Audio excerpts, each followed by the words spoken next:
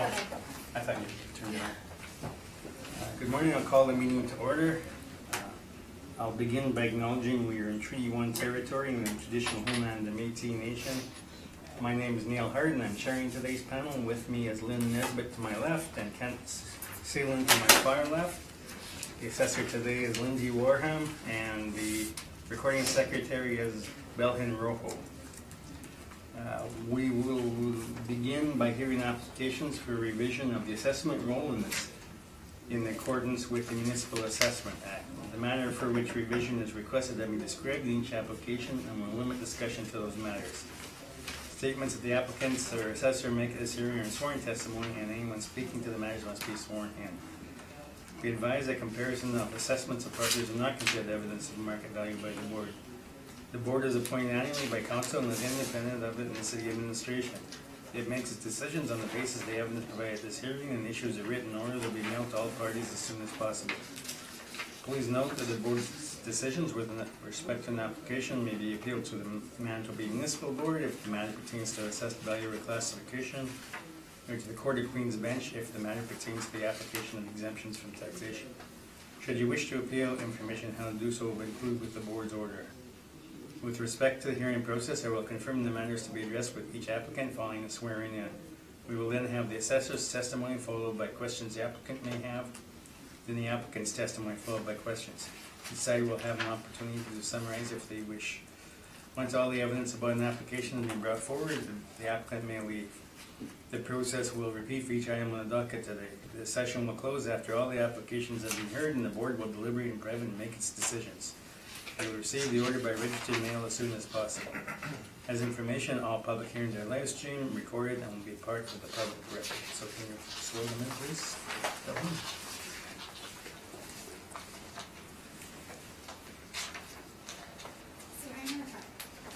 Please state your full name. Lindsay Alderman. And you swear the evidence you represent is the truth, the whole truth, and nothing but the truth, so help you God? Yes. Thank you. Please state your full name. Jared Story. And you swear the evidence you represent is the truth, the whole truth, and nothing but the truth, so help you God? I do. Thank you. Thanks.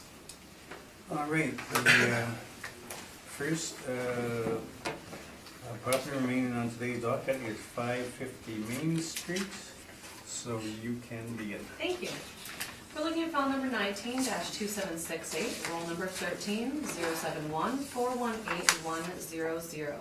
The address of this property is 550 Main Street.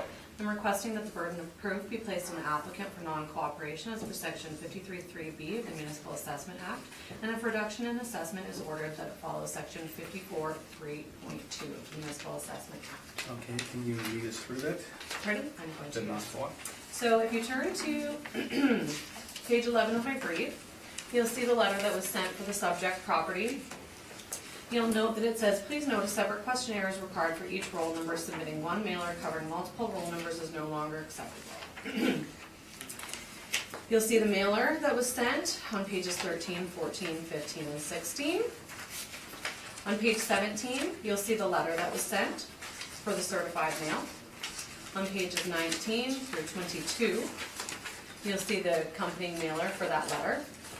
On page 23, you'll see the envelope for the certified mailing. And on page 24, you'll see that it was signed for.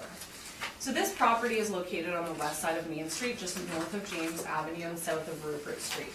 It's actually next to the McLaren Hotel. It's owned by the McLaren Hotel. This property in the past has not submitted a mailer. They only submit a mailer for the hotel. So in 2018, when I handled this property, I requested that penalties be applied because of the same situation as today. There was no mailer submitted for the subject property, only for the hotel. And the board allowed the application. And the only reason why I'm saying that is not that this board needs to follow that at all. I'm saying that because this owner is very aware of the penalties. I know that there's a lot of conversation of these penalties are quite steep, and to punish an owner is a big thing. But these owners have already been punished, so they're aware that they need to submit separate mailers. That being said, I always check the hotel mailer. And in this case, I did check the hotel mailer. The hotel mailer does not have any speak of parking, there's no parking revenue, there's no parking anywhere. It's not parking that's used for the hotel or included in the hotel information.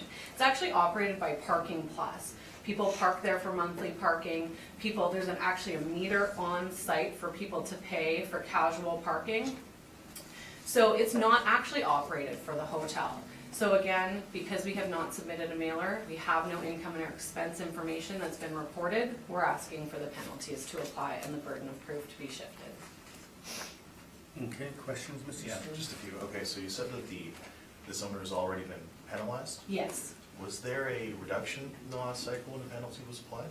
I don't believe so. I think the request was confirmed. Typically with Altus, if penalties are applied, I know, I haven't had to deal with you. Typically I deal with another agent from Altus with respect to parking, and that agent typically when penalties are applied will request a confirmation and just end the hearing. But it was not appealed further to the municipal board. And in that situation, yeah, that's the end of my answer. You said that they were penalized, but they weren't penalized in any material way if there was no reduction, right? The penalty is contingent on a deferral of the savings. So Correct. there's no actual penalty. Okay, but it was allowed, and the owner does know that as. That's my question. Now, you said that you checked the mailer for the hotel, Yes, and that there's no mention of parking? not to my knowledge. Oh, There's a okay. spot that says number of stalls and outdoor parking spaces, and it's listed at 0. Okay, and I've got the mailer here, and it shows their parking income for 15, 16, and 17. That are right here. It is in their last mailer. I have the mailer that was submitted that was actually put in the evidence for the brief, and I don't have any, Do we have that evidence? no, because it wasn't actually submitted. It was my own notes. I can show it to you if you look to see it. It's right here.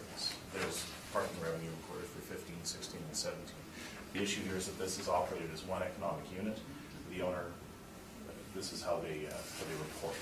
So when we're talking about a failure to comply, there's no stretch of the imagination, it's a failure to comply.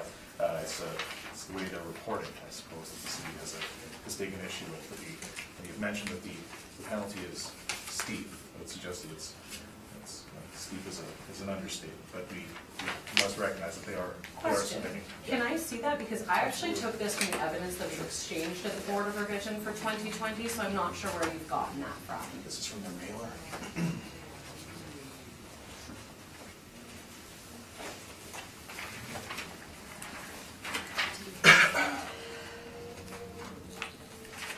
Should be the second last page. Yes, so I'm gonna have to object to this, because this actually was not submitted to our department. The front portion of it was. No, that's the mailer that was submitted. So- Okay, that being said, we don't have to discuss whether or not the parking revenue was reported. The mailer that was taken from the 2020 Board of Revision evidence that was submitted on the hotel is in my hand, and I can submit it as evidence.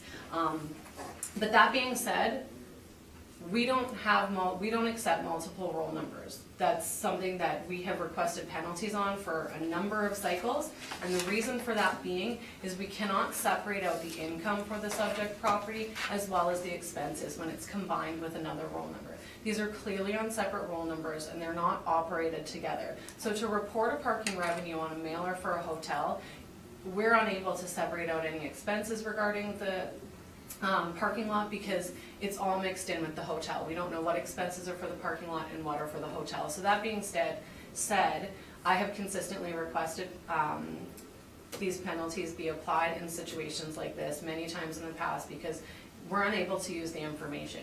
If they want to submit it to us together, that's fine, but we will continue to request the penalties because we are unable to break them apart. If we are able to break them apart, that's fine.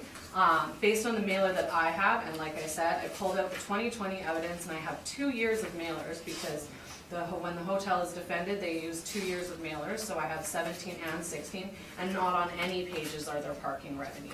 There might be on the copy that Mr. Story has, but in my experience, agents typically have more information that's actually not reported to the city. And what was reported and in our care and control has no mention of any parking. And even if there was, I would still be requesting these penalties because we're not able to break them apart. Okay, any further questions? Yeah, no, I have to object to that because on the mailer, on the actual, you look at the second page of your mailer, underneath. Okay, that's question. Okay, we're in question period, so. Right, okay.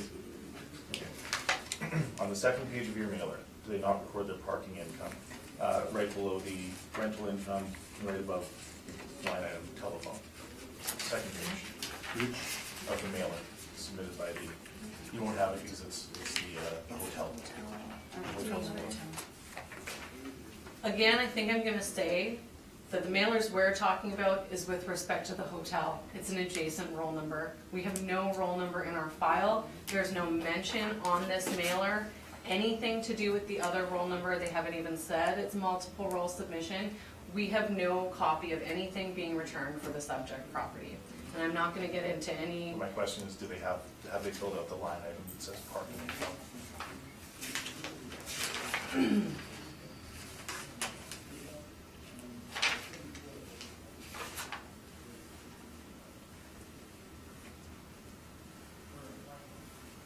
well, there is a parking revenue there. Right. Are you able to calculate a net operating income for the subject property based on that information, Mr. Story? We're talking as to whether or not there's failure to comply or substantial compliance. The penalty is predicated on, is generally only applied when there's non-compliance, when the ratepayer has not complied with your request whatsoever. I know you've suggested that there was no, but now you recognize that there is some parking income, so. Well, I lead from number of parking spaces saying 0. I lead from the income statements that have no mention of parking. And there is, and you are correct, and I will admit when I'm wrong, there is one line item on this one page of the mailer that refers to a parking revenue. But my statements previously still stand. Unless you're able to develop a net operating income per stall per month, they have not complied with the request. And if I go back to the pages in my brief, on page 11, it's in bold and underlined in the third paragraph. Please note, a separate questionnaire is required for each roll number. Submitting one mailer covering multiple roll numbers is no longer acceptable. Okay, now And this is not the first time on this property that I have requested the penalties. Now, would you agree that these penalties only have application where the taxpayer has made no attempt to comply with your request? No, we do not agree with that statement in the least. Okay, that's fine. Those are my questions, I suppose. Thank you. Okay, Kent, any questions of the assessor? No. Hmm? No, I don't. It's difficult when you guys are talking about a hotel mailer, which we aren't seeing. Yeah, I was going to suggest. And, you know, I appreciate that there's no information for this roll number specifically, I understand that, but you're talking about a different animal which we haven't seen, so. I think it's going, although it might be considered new evidence to be germane to making our decision, we need to see those. If you want, you can take this one. I'm gonna object to the last page on that one, because if you want, we can take a copy, you can all look at it, and the secretary can file this under an exhibit that was placed. But again, I'm gonna have to say this very clearly, our department does not accept this. Unless we can break out the information and use it for the property type that is given to us, this is not appropriate. The property that this mailer was submitted for is a hotel. The property that we're talking about today is a parking lot. If they say a parking revenue on here, that's fine. But our parking model is based on a net operating income per stall per month. And unless we're able to look at the expenses, because for parking we analyze an expense ratio. We cannot develop an expense ratio from this mailer because there's no But expenses your office's held. policy and legislation may not be. And that's fine, and that's for the board to That's decide. right. Yes, and this Does is- the hotel have parking associated with the hotel itself? To our knowledge, no. The hotel property actually does not remove the value of this parking lot. They used to remove the value of the parking lot until they realized the parking isn't used for the hotel. So in 2020, they have not even removed the value of this property from the hotel parcel. It's operated by Parking Plus. There's a sign on the property, there's a meter there. I'm sorry, I have to object to that. There are hotel employees who are using this parking lot. It's ancillary parking to the hotel, to be certain. This hotel has no other parking. That's evidence. Right, That's, I'm just you suggesting. can present your evidence when you have a chance.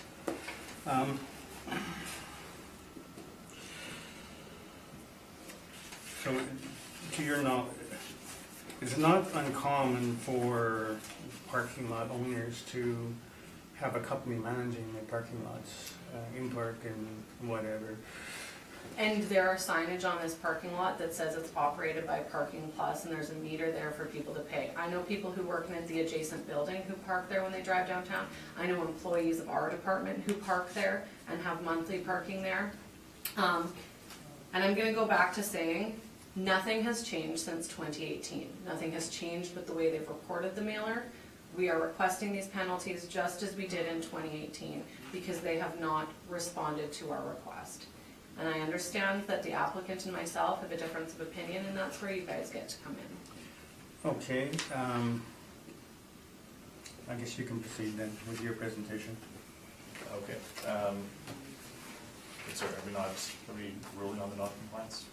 No, you have to present. On the non-compliance. I see, okay, fair enough. All right, so we're at 550 Main Street. Again, this is the parking lot that's adjacent to the McLaren Hotel. They're owned by the same owner. We have a stall count of 27 stalls. This is a generally unimproved gravel surface parking lot. Land area 9,847 square feet. Now, in the interest of brevity, we're not disputing the... No, we just, not an evaluation, just on the non-co-op. Oh, just on the well, the non-co-op, I'll say is that this is, there was parking revenue submitted. It was submitted under the main holdings. We've established the property owner is the same for both roles. The city is aware and of this issue, as they've made clear. Now, in terms of the legislation, it does say that these penalties ought only to have application where there's a failure to comply by the owner. This owner has not failed to comply. They've not sent anything in. They've not complied with. They've not failed to comply. They've simply reported their income in a way that is not suitable by the department's standards. But this is how they've reported their income. And again, I believe that this penalty is draconian. I don't think it ought to apply here. It doesn't constitute a failure by any stretch of the imagination. So that's what I'll say. Okay, questions? I do have a couple. Mr. Story, anywhere on the mailer for the hotel did they mention the address 550 Main Street? No, they did not. Anywhere on the mailer did they mention the roll number for the subject No, property? they just reported the roll number of the main holding, which is the... Would you be able to calculate what the expense ratio for the parking lot would be? No, I would not. No, I would not, but I would have their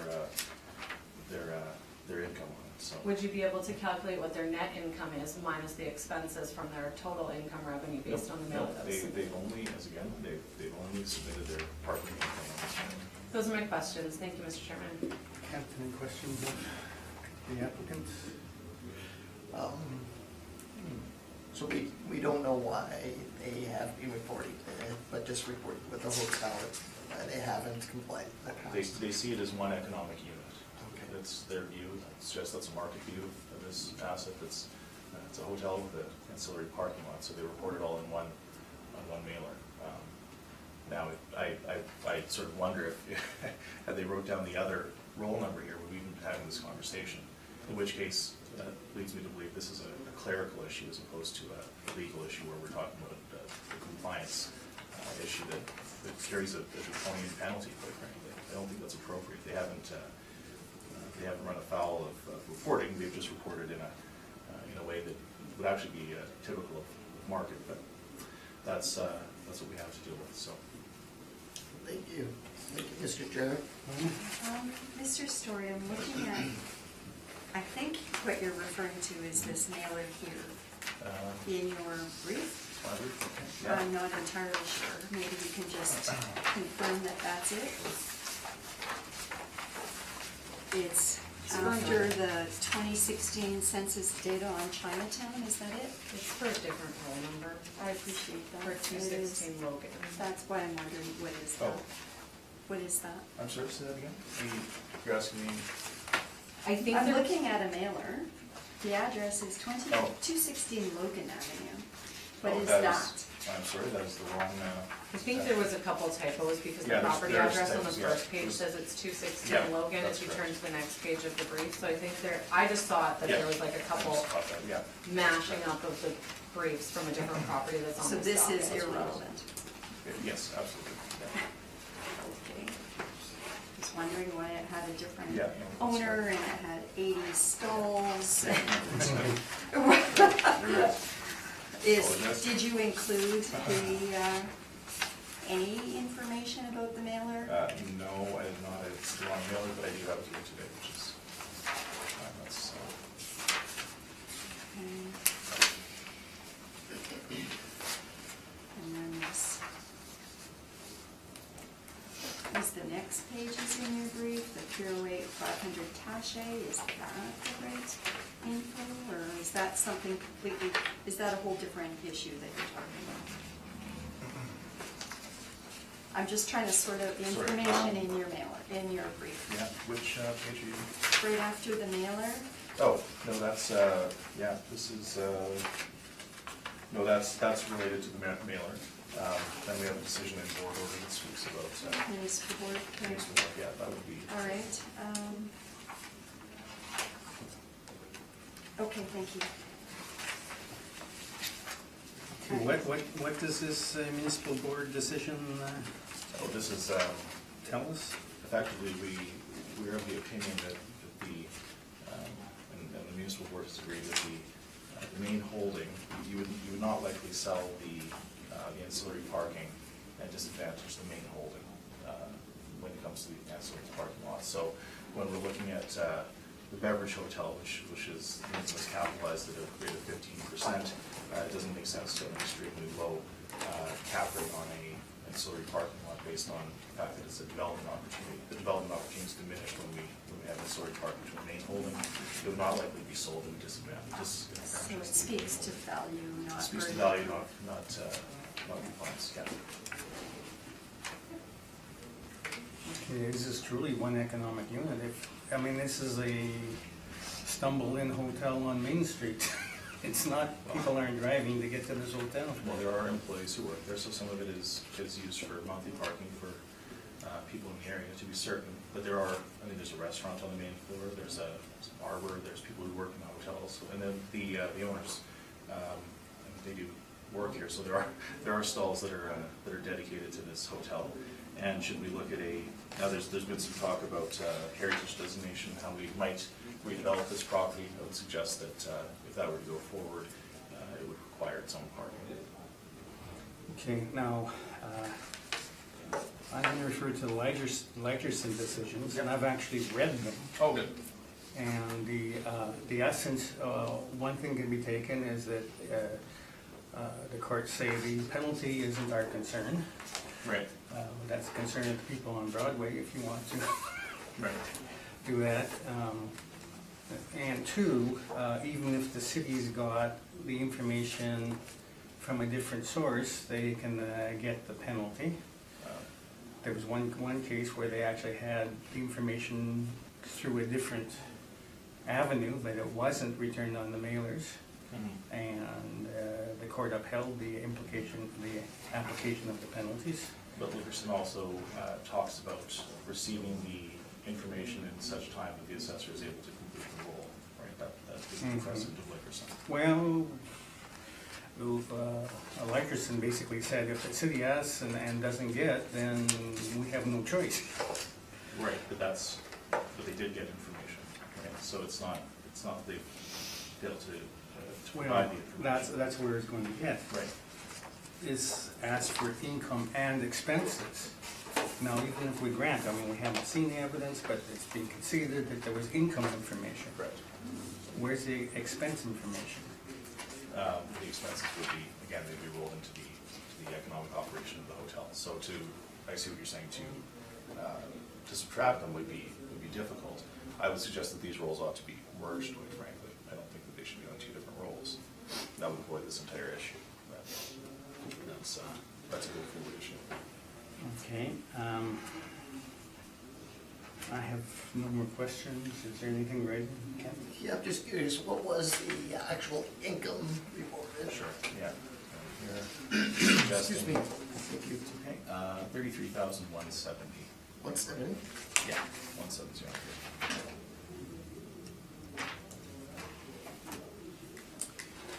Thank you. All right. And they do have, I should say, they do have, under departmental expenses, they have parking at zero, which is clearly not appropriate, but they haven't left it blank, so I mean, they may have misreported it, but they've not failed to comply, and that's, I think, the key issue. So, Thank you, Mr. Chair. Okay, we'll take a few minutes to make our decision, so if you can give us the room.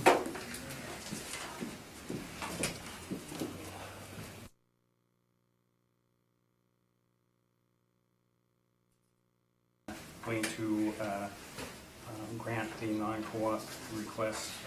We feel this is the second time, it's at least the second time it's come before the board, and we still don't have any expenses for the parking lot and that sort of thing, so we will grant the non-co-op, so you can proceed, Mr. Stewart. Okay. Valley. Perfect, thank you. Okay, so we're at 515 Main Street, and we've more than established that we're next to the McLaren Hotel here. So this is between the McLaren Hotel and the Royal Bank on Main Street. And we are between Rupert and James. Okay, so this is an unimproved site. We're currently using it as a commercial service parking lot. The records indicate there are currently 32 parking stalls, and the site is unpaved, and it has limited hydro. According to the city of Winnipeg, the site size is 9,847 square feet.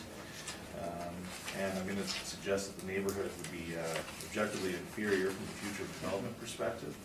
This is evidenced by an alarming amount of property crime and a much lower than average median household income in the area. I think that's we've known, but we have included some census data as well as a crime tracker to show the dramatic rise in property crime on a month-to-month basis since right around the reference date, actually.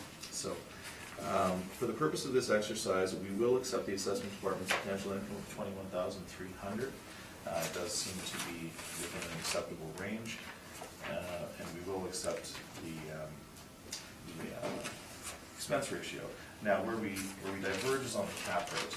We've consistently applied a 6% cap rate to this property, and we will continue on with that 6%. So that leads us to an indicated market value at the reference date of $355,000. Now, we do suggest that the highest and best use of this property is as ancillary parking to the main holding.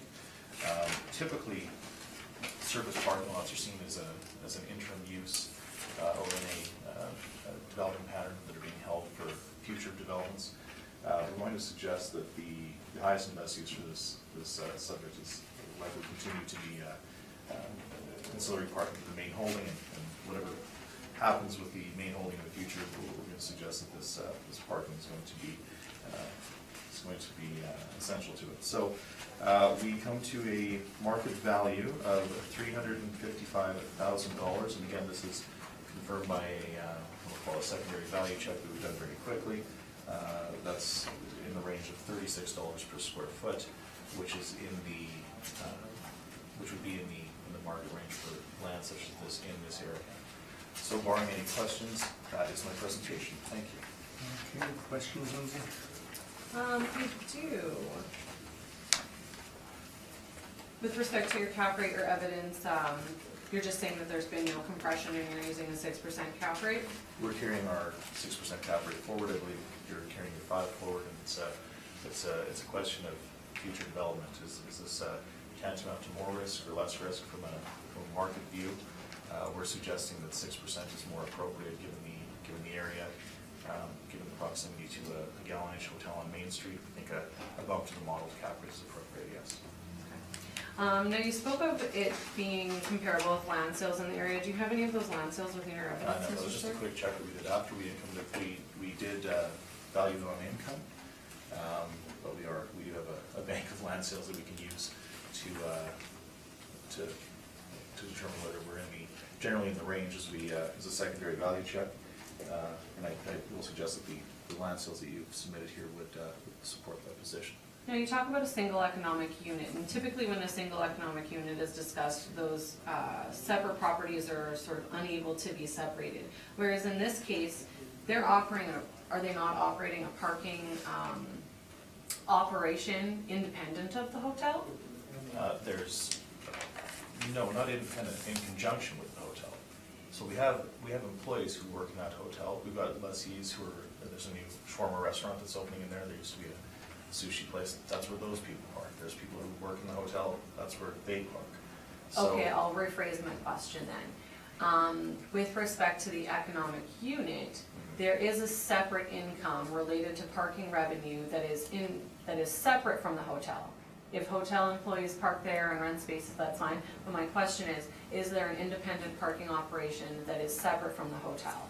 Can people come and pay and put money in the meter to park there when there's a concert at the concert hall? Sure. Can people park there if they drive their car downtown for the day? Can people purchase monthly parking there and park there as a parking spot for their job where they work at other buildings? Yes, absolutely, and that's why we've valued it on income, right? Those are my questions, thank you, Mr. Chairman. Okay, Kent, any questions? Okay, so you say the employees of the hotel have parking. You say there's a restaurant with a hotel have parking. How do you say to the guests in the hotel have parking? Well, given the nature of the hotel, I don't, I'd be speculating, but I would not suggest that the tenants of it's a single room occupancy for the most part, so they would not likely have cars.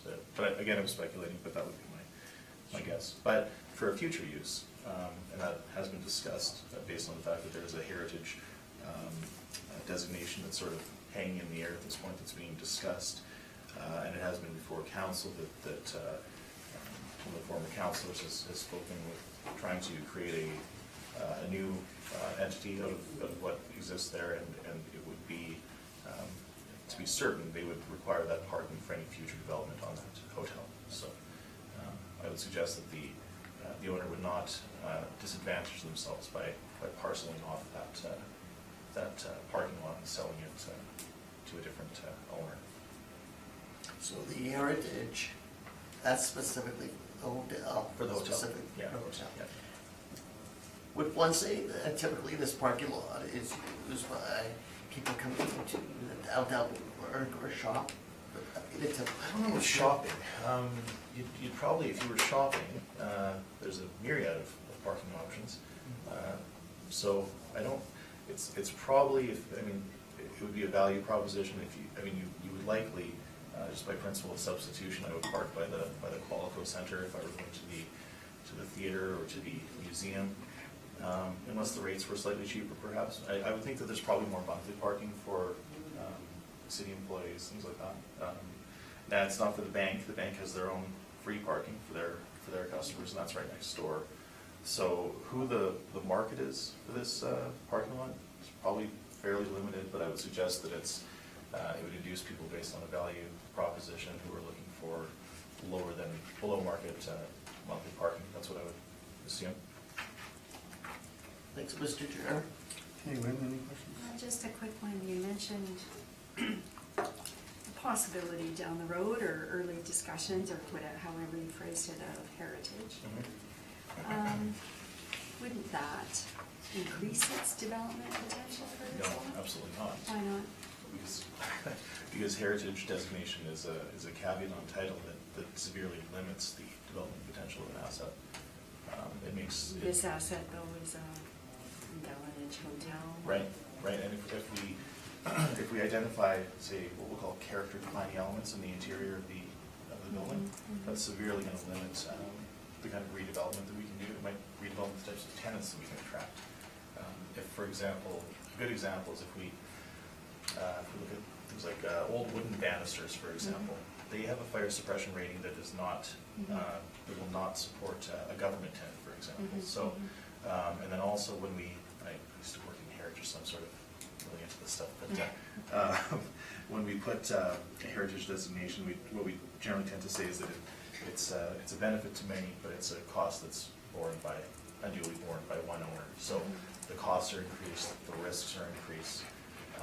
So it's not a particularly favorable situation. This owner has opposed their heritage designation, as have many owners. I think, frankly, most of them who've been approached this in the last couple of years. Yeah.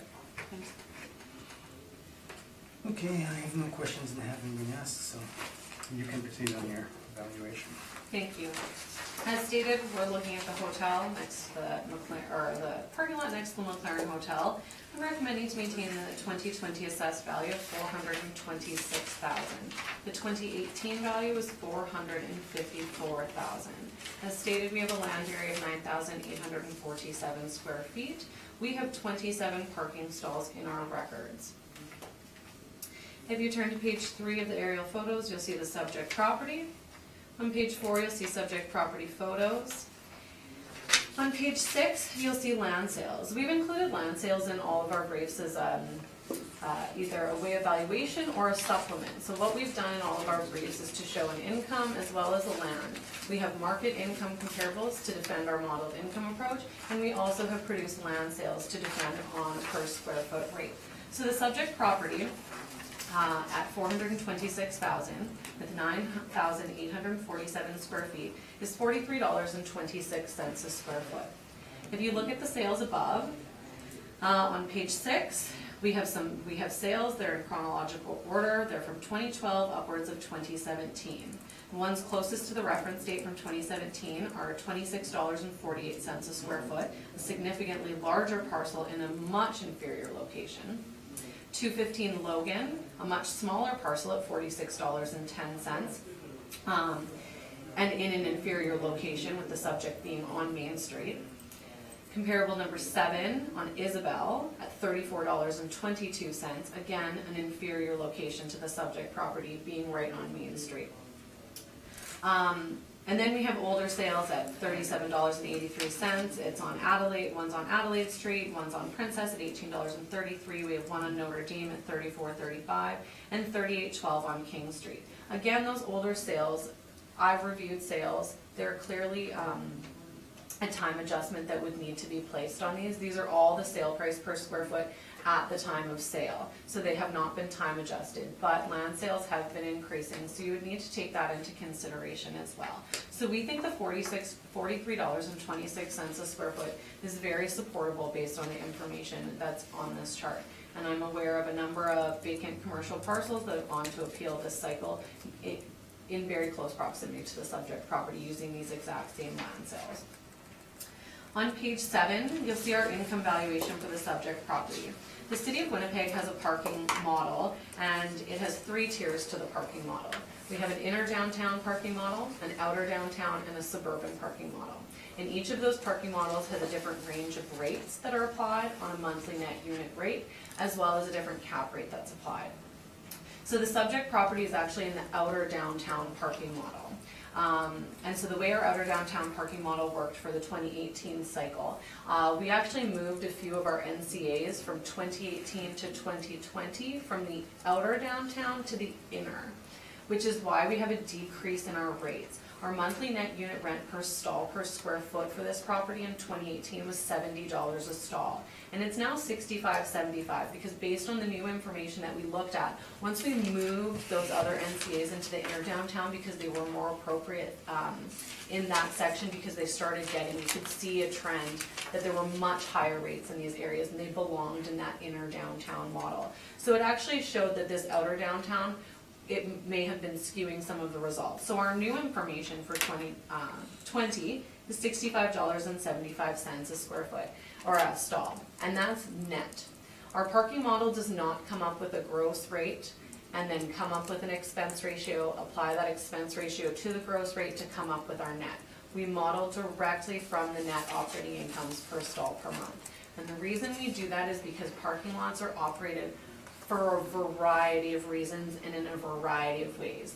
Parking is operated as ancillary uses. Parking is operated where they give beneficial rates to tenants of their building if they own a building. Parking can be operated where they give the parking for free because it's benefiting a building. Parking is operated by a parking management company that could maybe just have monthly parking or have monthly parking as well as casual parking. So there's so many intangibles that we can't come up with a gross and apply an expense to come up with the net. So what we do is we look at the mailers and the net operating income that's reported. We take it on the per stall basis per month to come up with, if you look on page 7, that bottom chart where it says stabilized NOI per stall per month, those are directly from income and expense mailers. So we take those per stall per month rates with respect to the parking model where the subject property is, and we analyze those on a net basis. And so for the subject property, that net per stall per month is $65.75 a square foot, or a stall, my apologies. We have cap rate for the outer downtown parking model of 5%. It was 5% last cycle. Previously, we had a 5% cap rate on the inner downtown and outer downtown. This cycle, we have moved the cap rate for the inner downtown lower. The suburban cap rate was at 6% in 2018, and that has been moved down to 5.5%. We're very confident with this 5%. I've handled all of our parking lot appeals this cycle, and I have not seen a 6% cap placed by this board on any properties that are in the downtown at all. So we are using 5%. If you look at the bottom of page 7, we have a number of comparables. Some of these comparables are superior and some are inferior. So I'd like to point out a few of them. If we look at comparable number 1 at 508 Hargrave, this is on just off William. It's on McDermott, so it's between William and McDermott on Hargrave Street. And so it's parking for the WRHA, which is why there's 4 properties here, because we have a copy of their lease. They give us their income and expense mailers. The income and expense mailers for only their parking of the 4 lots. They report it that way, so we're able to come up with a per stall rate on that because we know how many stalls that they have. If you look at comparable number 2, that's on the corner of McDermott and Hargrave. That's an M-Park lot. It's operated by M-Park, so similar to the subject property. It is a gravel lot, and it's operated by a parking management company, just like that one's operated by M-Park. The subject properties are operated by Parking Plus. There's meters on both sites. And they're both gravel. Again, that property is on the corner of McDermott and Hargrave, and our subject property is on Main Street. A much superior location when you're thinking about what people are coming to the exchange to do. So if you're looking for people to come down and park, being on Main Street directly across the street from the concert hall is a much better location.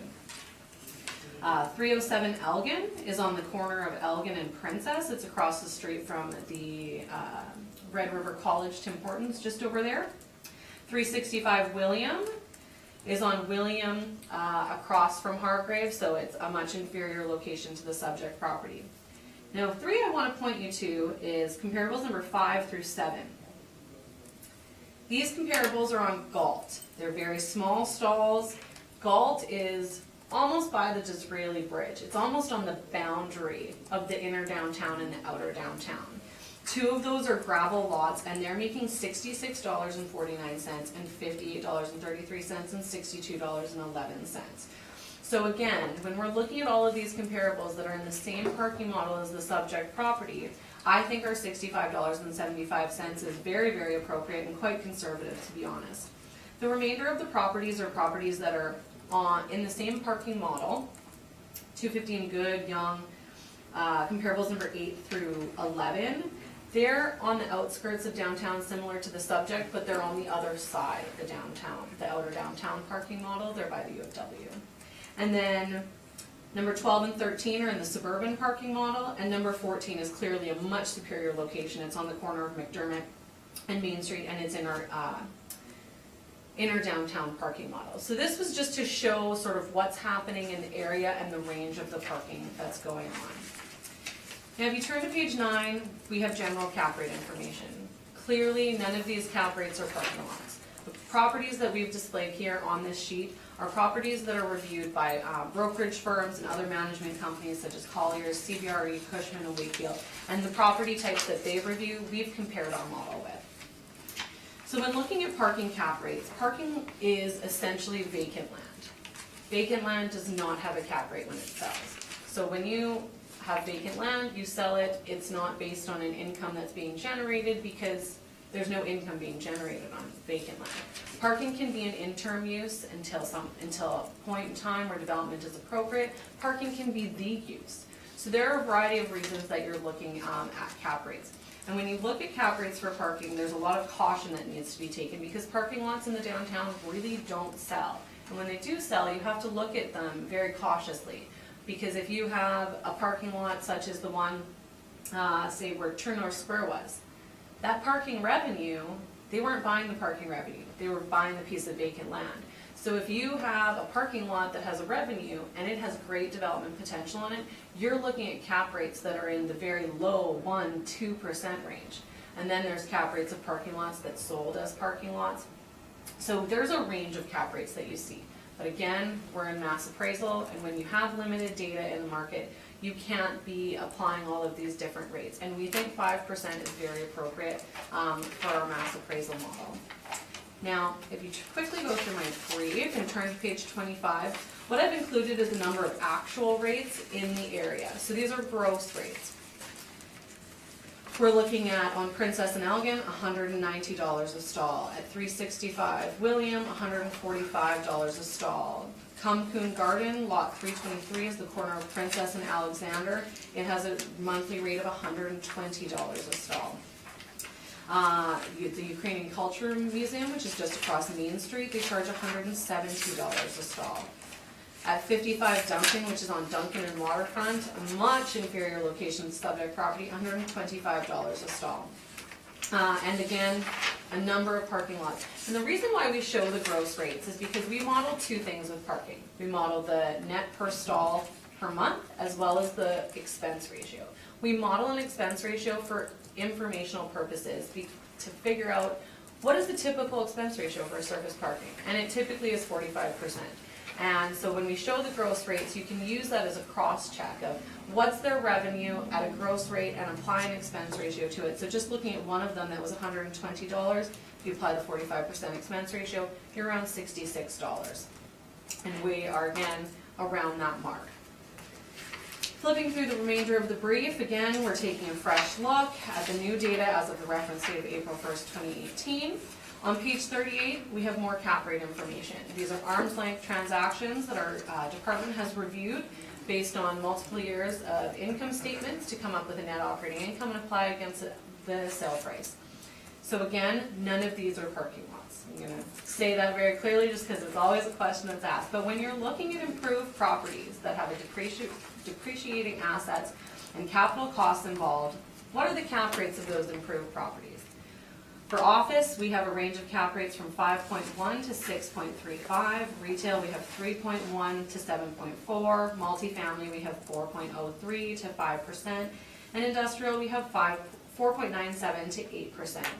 Now, if you have an improved property that has capital costs, depreciating assets, you have a building that you need to maintain, there's more risk involved. It would not make sense to have a cap rate higher on a piece of vacant land than a cap rate on an improved property. So that's how our department looks at the cap rate, and we think 5% is appropriate. That is my presentation, and I'm happy to answer any questions, and I apologize for going through that very thoroughly. I'll go through it much, much quicker on the other ones, just because I wanted to hit everyone on the first one, just to sort of speed up the day. Okay, questions? Yeah, just a few, thanks. For the purpose of this assignment, have you visited the property? I walk past that property every day. I have not counted the stalls, but I've been in the property, I looked at the meter, I took a picture of it, and since I park on Princess and Alexander, I walk past this parking lot every single day. The first page says that you did not inspect it in preparation of the report. Because I didn't physically go in it and count the stalls, so I didn't want there to be any confusion. Inspecting a property, to say I inspected it when I walk past it, I'm familiar with it. I try to say if I've inspected a property, I've taken an aerial photo with me, I've gone and I've counted the stalls individually, I've made notes on the signs, so I just wanted to be very safe in saying that. Do you have any sense of the quality or condition? You mentioned that in your scope. Would you say this is quality is poor, fair, good? Condition is poor, fair, good? The condition of the property is comparable with a lot of the parking lots in the area. The conditions of property range. You have better gravel lots, you have poor gravel lots, we have paved lots, you have plugs, you've got gravel lots with plugs, you've got paved lots with no plugs. There's so many different things. I think it's very comparable to what's happening in the downtown. Okay. Now, At least in this area. you mentioned something interesting about time adjustments in your sales, and they ought to be time adjusted. Now, time adjustments don't always go upwards, do they? Sometimes we see a downward trajectory in terms of time adjustments. Is that correct? Based on the review of the paired sales that I've seen in the downtown, the time adjustment would be upwards, because I have looked at a couple of things that have resold. I had a property, I think 2 weeks ago, that I had some sales for, and they sold at 2 different dates, and I was able to see that there was a time adjustment on it. So I'm pretty confident that you are seeing increasing in land rates. That's interesting. So, in the last cycle, the model suggested this property ought to be valued at $454,000, but now we're at $426. So that would indicate that the model is not a great input, what you're saying, correct? The time adjustment is based on land sales. So when you're looking at land sales and whether or not land sales require an adjustment, land sales do require an adjustment upwards. But based on the income model, this is based on the income analysis between cycles. So that model, because I am involved in this, I review all of the mailers for every single parking lot that we get. So we get about 200 of them. I personally review them all, send them up to the modelers, and they do an analysis and they model them. What I also do is I take that information and I load every single one into a spreadsheet, and I run my own statistical analysis to look for trends. I look for trends with respect to the area because I know the parking lots. I've been dealing with these properties and these parking lots since 2014, and I have analyzed the parking for every single mailer since 2016. So in 2018, when we were looking at our downtown parking model, we had a different set of NCAs. And as I stated in my presentation, when we moved 2 of those NCAs, we moved the south, the Broadway Assiniboine NCA, the NCA that's south of Broadway, as well as the Ellis NCA, the one that's just north of Ellis, very close proximity to downtown. When we moved those 2, when I analyzed the 2020 data with those 2 in the original outer downtown parking model and with them out of the downtown parking model, I noticed that they were skewing the information upwards. So when I removed them and looked at the information that we had, I found that this area wasn't performing based on the way our model had set out the characteristics, which is why the per stall rate went down, because that information is based on income reported from 2017 mailers, not a time adjusted land sales. Those are 2 very different analyses. Now, from an owner's perspective, the cap rate is predicated on a number of factors. The easiest way to look at it is the numerical expression of risk. Would you agree with that? Yep. Okay. And it's predicated on the principle of anticipation. Will this income stream be durable? Will it hold through the future, and will it appreciate? And then the other thing that we're going to talk about here at some point today, I believe, is what are the costs or what are the benefits of other investment vehicles? Correct? That's principal substitution. Yeah. Okay. So if I see that the income is declining as an investor, just very simply, does that give me a sense of confidence, or will that potentially give me a sense of pause that I would then bake into the cap rate? The income is declining based on what has come out with the model, but when you're looking at what's happening in the area, because as a potential investor, you're gonna look at what's happening in the area. So you're not gonna say, oh, well, the assessment department says the income's declining, so you're gonna do your own analysis of the area. My own analysis of the area, when I'm looking at this information, I have a number of comparables that have significantly higher income than what the model is showing for the subject property. I also have comparables that are significantly inferior to the subject property with respect to location, number of stalls, and they're performing at where our model is. So in my opinion, this could be higher. Now, talking about risk with respect to the subject property, if you're operating a 12-stall parking lot that's gravel and that's all you have, there's some risk there. But when you have a parking lot that has an independent income stream operated by a parking management company where you're not reliant on your building for people to park there. People can park there because you have a great location on Main Street, you're directly across the street from the concert hall, you're right there in the exchange for people to feel comfortable, to go and park right on Main Street, to go to all of the theaters in the area. In addition, you own the building next door. So you own 2 income streams. So as the person who, when you're looking at risk of the subject property, you have a lot of different avenues and you're not solely reliant. So in my mind, that is less risk. On a site-specific basis, you said people feel comfortable. Do you think people generally feel comfortable parking next to the McLaren Hotel? I think people feel more comfortable parking I know that people have said to me on multiple occasions, oh, it's on the corner of Princess and Alexander, it's so dangerous. I park on the corner of Princess and Alexander, and I walk to my parking stall at 9 at night in the dark, and I have no qualms. But some people do. And being on Main Street to park, where it's lit up and you can see people, you can see your car, it probably brings some people who are a little bit more cognizant of parking further away some more comfort. Okay. Is there a large amount of demand for land in Chinatown, for development land? Or do you think there's an oversupply? Is there more supply or more demand for vacant land in Chinatown? I think the supply and demand is appropriate. If you look at the aerial photo, there's not a lot of vacant land in the area. We have vacant Not a lot of lands. vacant land in Chinatown? We have vacant land sales, so people are purchasing these properties, so clearly there's a demand in the market for people to be purchasing Okay. vacant properties. Let's talk about the actual parking lot. So this is back lane access only. There's no curb cuts from the front street, which is Main, is that correct? Yep, And it's single lane access only, so you're on a one-way straight through a back alley, right? yes. And again, no principal substitution across the street. There's a great deal of what we can objectively call superior parking, is there not? And they charge higher rates for that parking. Okay. And it's actually in a different parking model across We've the got a street. sale here on page 5. Now I'm going to suggest that included the building, is that correct? There's a building on this property until 2004. I go pretty far back with this, with these properties. Which one? In exchange. Page 5, you've got a sale in June of 2003. There was a building on this property until at least 2004, 2005. Are you aware of that? It's just that the sale is not, is immaterial. Oh, I Okay. didn't even mention the sale in my Right, presentation. it's in the evidence. Page 6, let's look at your comps here. Okay, now, the average of your comps is $33.63, correct? I didn't come up with an average and mean because as I stated, these have not been time adjusted. This is just to get an idea of what land sales are in the area. There's a larger question as to whether or not they ought to be time adjusted, I would suggest, but that's fine. We're at $36 a square foot, you're at 43. Now, let's look at these sales.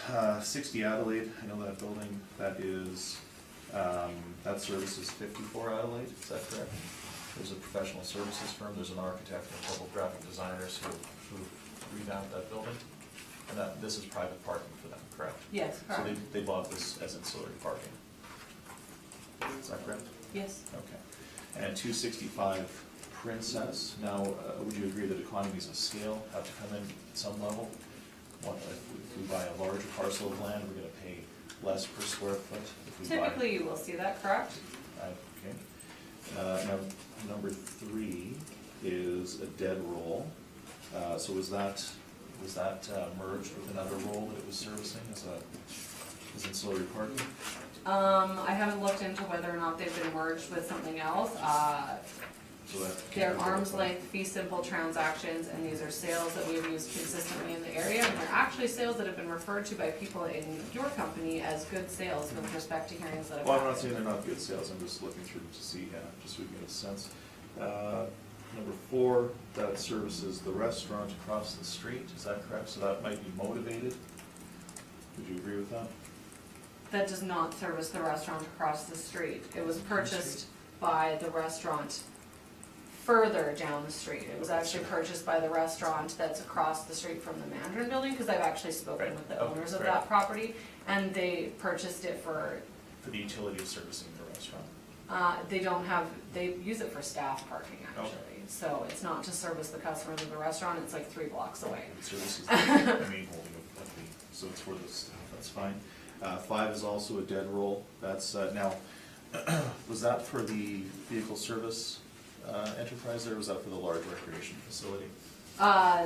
That property had a building on it and then it was demolished, and when I spoke to the assessor who reviewed that sale, she said she actually contacted the owner and they were planning on demolishing the building when they purchased it, which is why we've used it as a vacant land sale. Sorry, so the vehicle service garage, it's fairly new, that whole area was completely vacant from 2009 on. I think they only started building on it in 2010, 2012. Are you certain about that? Again, the person who reviewed that sale indicated that when they spoke to the owner, they bought the land for the land and demolished the building and had intentions of doing so. 215 Logan, comp 6, that jumps out at me, but obviously the sale price of $46 a square foot is extremely high, but that would service the Access Medical center, and that's a very, very small lot, that's only about 6 stalls, isn't it? I have not inspected these properties, I wouldn't be able to speak to who accesses it. If you're just looking at properties next door and saying they access it, we don't know it's- that I for sure, know so. something about the building, it was the side lot of the building that I'm quite familiar with, and there's a large Winnipeg Health Authority access center that has their own parkade, but I would suggest that they likely bought that as extra parking, but that's only 4 to 6 stalls, correct? But when you say they likely bought it, are you just making those assumptions, or do you actually have information that they did do Well, that? no, I'm asking you, because you used it here, I'm asking who it's servicing, and if it is $46 a square foot, it's likely a motivated purchaser who needs ancillary parking for that main holding. In my opinion, anyone that's purchasing land in the downtown is a motivated purchaser. There's not a large surplus of land, and people are always motivated. That's why they're buying property. So if you discount Well, we'll all say- sales to we'll say that they're atypically motivated then. to say that they're a motivated person. Okay. Without that information, I've reviewed all of these, with respect to whether they're arm's length, fee simple sales, reviewed the notes of the people who reviewed them. They would not have gone into the model. We Okay. get sales mailers and contact owners and vendors of purchases of sales to find out what was involved in them before we include them in our analysis. And these are all arm's length, fee simple sales. And again, this is supplementary evidence just to show what's happening in the area. And 174 Isabel, you said that was inferior to our subject? It's That's on Isabel. Right, it's next to a Tim Hortons, though, isn't it? It's not next to a Gallonage Hotel. It's the old Reader Fruits. Is, are Tim Hortons people allowed to park there? Is it the Tim Hortons parking? There's clearly development potential of Tim Hortons. Again, we're looking at sales to show what's happening in the area, and being on Right. Main Street is a much superior location than being on Isabel next to a Tim Hortons, in my opinion. So as a developer, you'd rather be next to a Tim Hortons, you'd rather be next to a Gallonage Hotel on Main Street than a Tim Hortons. It's reasonably new. Just a question. Okay, so I'm gonna suggest that if we take the average of $33.63, I'm at $36, it seems like these support our position. Those are my questions, thank you. Okay, Kent, any questions of the assessor? Yes, you referred to the acronym NCA. Oh, my apologies. Sure. I can normally go further. NCA is the neighborhood characteristic area. Mr. Story, do you object to me holding this map up? How about it? So these are our documents that we submit to the public every reassessment. It's a package of all of our information for the reassessment and what we come up with. So this is our map of our parking. So neighborhood characteristic area is what all of the different areas in the city of Winnipeg are labeled as. It's sort of a grouping of properties within a location. So neighborhood characteristic area, in our downtown parking model, the green is the inner downtown and the yellow is the outer downtown. The yellow is the outer downtown, and it encompasses the sort of fringe areas of the inner downtown where there isn't a lot of great pulls for parking. It's not near the MTS Center, it's not. So across the street, we're in the inner downtown. On this side of the street, it's an anomaly because where the subject property is, it's on the boundary of the inner downtown and outer downtown. It's essentially almost in the inner downtown, but because it's in the outer downtown, it gets that outer downtown parking model rate. So there's a number of NCAs in that area and a number of NCAs in our outer downtown parking model. And it also encompasses the hospitals, because the hospitals have charge for parking. So that's what our outer downtown model is for. And then the suburban is everywhere else. So I think is that you moved it from the inner to the outer downtown. That's true. You moved this from the inner downtown to the outer. This particular property has always been in the outer It's always been downtown. there? It's always been in the outer downtown. Your cap rate is set at 5%. What is your cap rate typically for inner downtown? Inner downtown, this cycle is 4.5%. What would typically be your parking for the suburban? The cap rate for the Is it suburban cap- parking is 5.5. 5.5. I think you mentioned with respect to the 2018 value, it was valued at $454,000. And that was because the cap rates remained the same at 5%, but the rate per stall per month went from 70 to 75. Okay, that was a decrease, and why did it decrease? Why did the actual rate decrease per stall? The actual rate decreased per stall because when we reviewed the income and expense data from last cycle to this cycle, it included from last cycle included 2 NCAs that were in this model. And when I reviewed the data for the 2020, I was looking at trends in areas, and I was noticing very, very high rates in these 2 areas. And I thought, I wonder if this is skewing our outer downtown model. I wonder if this is, because this was always in that model, and I thought, I wonder if this would change the numbers. So I actually did an analysis with them in and with them out. And to see the very different numbers definitely told me that they might be skewing our information with respect to the 2020 cycle, because we get different income and expense mailers every cycle. We get a different set of data every cycle. For our inner downtown, our NCA 161, which is like the South Portage, like in the shed almost, we had 5 comps in 2018. This cycle, we had 15. So it's all dependent on if owners have responded to the mailer, how they have responded to the mailer. So when we get different data sets, which is why we put that information in the back of our brief with respect to a fresh look. So looking at the 2020 information, because we don't change boundaries ever, we don't change property boundaries, we change how we model them and analyze them. And when I did an analysis, I noticed that there was a greatly different number that was being produced with and without those. And so after I took them out and saw that something was different, I did a little comparison to all of the gross rates that are in the specific area and applied our expense ratio to say, are we hitting the mark? And when I looked at the gross rates in the outer downtown in the specific areas and applied our 45% expense ratio, because that's always been very solid and very stable, and everyone is in agreement on that, applicants included, it defended those numbers that our model came out with without those areas in them. So that's why that area decreased. And we were seeing decreases in, rates around the hospital that was being reported on the mailer. So we were, in a whole, seeing a decrease in that parking model area. But like I said, based on the comparables that are on my page 7, $65.75 is extremely conservative. I would suggest that it should be higher. You mentioned that you saw a decrease from the hospital in actual unpaid parking. Really? Based on the mailers we receive, and that's also something that's very difficult with the hospital, because at the Health Sciences Center, almost all of the parking properties, because of the way the legislation states, they have a certain land area and an area that's encompassed that's completely exempt. So they can respond to a mailer with all of their information, they own all the properties, and we can't break it out to find out what's actually happening. Anyone who goes to the hospital knows they're paying an arm and a leg for it, but in mass appraisal, we have to have market evidence as best we can to defend it. And when you have few and far between parking lots near the hospital that aren't owned by the hospital, there's not many of them, so.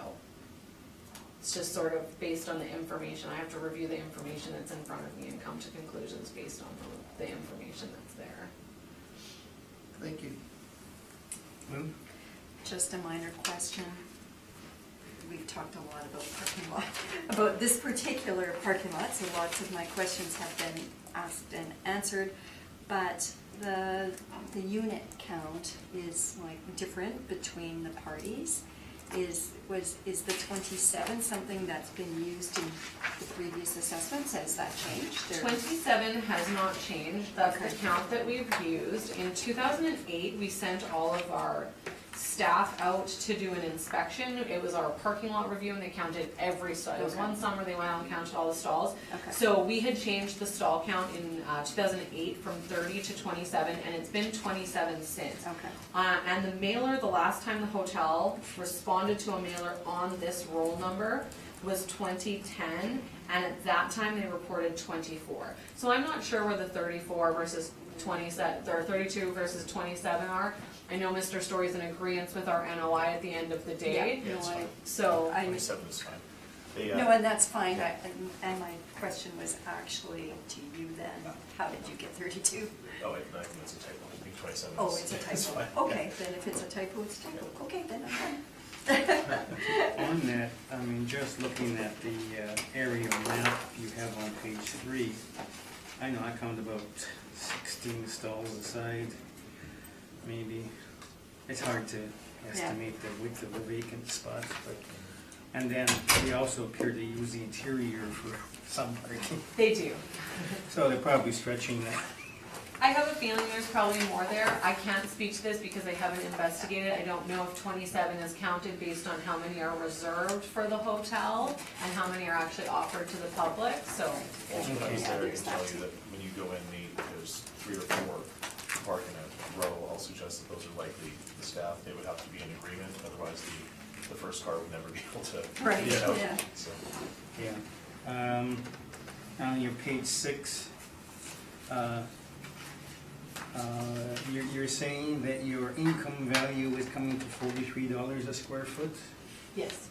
Okay, so if the income value were to come less than the land value, then the model would default to land value. Correct. So it should be greater than, Pardon? for the income model to be appropriate, then the income should be greater than the land value then. What I did was I took the income value and I just divided it by the Yeah. square footage to just come up with on a per square foot rate. As I said, when we're looking at the income, we've been doing secondary checks this cycle. So not only have we been doing secondary checks like we always do with gross rates and our expense ratio, we do our check with the market information on the page 7 from mailers for the income. We do a secondary check of the gross rates with our expense ratio. This is now our third check where we look on a per square foot basis to see, does that make sense with what's happening in the area? So that's what we've done. Yeah. All right, okay, I have no more questions then. So that concludes, anybody want a summation on this property? You want? just very quickly, this is a cap rate issue primarily, and when we're looking at the potential development opportunities for a lot in Chinatown next to a Galleon Hotel, I think that the modeled cap rate ought to be adjusted upward to capture some of those site-specific issues. Thank you. Summation? Sure. Again, like I said, we've reviewed multiple sets of market data with respect to the subject property and all of the properties here today. I've sat every single parking lot docket this cycle. I'm very aware of the cap rate decisions that have been made by this board, and 6% has not been used on any of them. Thank you. Okay, thank you. This one took a bit of time, but let's have a 10-minute recess and then we'll come back at 10:30. Now, I think Mr. Story's in agreement. We have some groupings of properties today. We have a few that are in this location and a few that are in another location that are very similar. And to sort of save time, a lot of the questions, we'd like our arguments to be carried forward on them. We Sure. are discussing different numbers with respect to cap rates, but I think a lot of our discussion points do stand. So if we're in agreement to maybe speed things up, we may go through our stuff a little That'd be bit more. great. A Yeah, little bit that's more fine. quickly to expedite things if everybody's in Yeah. agreement. No, that's fine, that's not an unusual procedure. Thank you.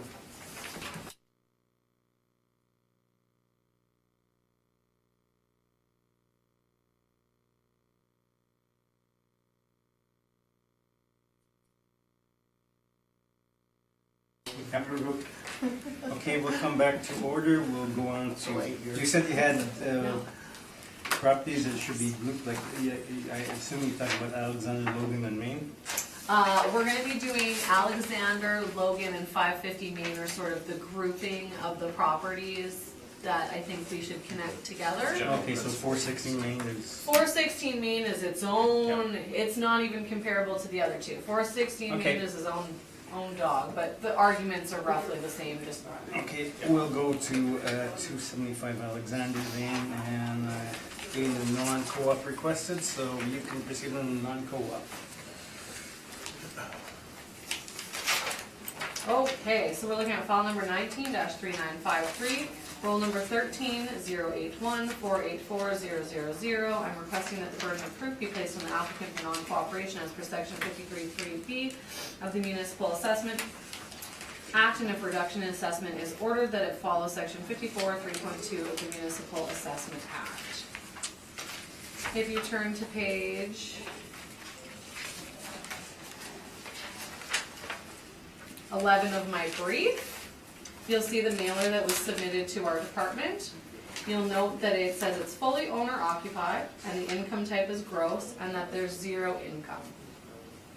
You'll note that there's an insurance cost and a property tax cost, and they've not reported the number of stalls. Now, on the surface, if you look at this mailer, you would think, oh, it's fully owner occupied, there's no income, there's no non-compliance.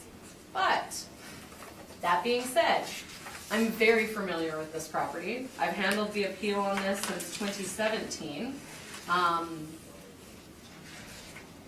About 15 people that I know of in our department have monthly parking and pay for parking here.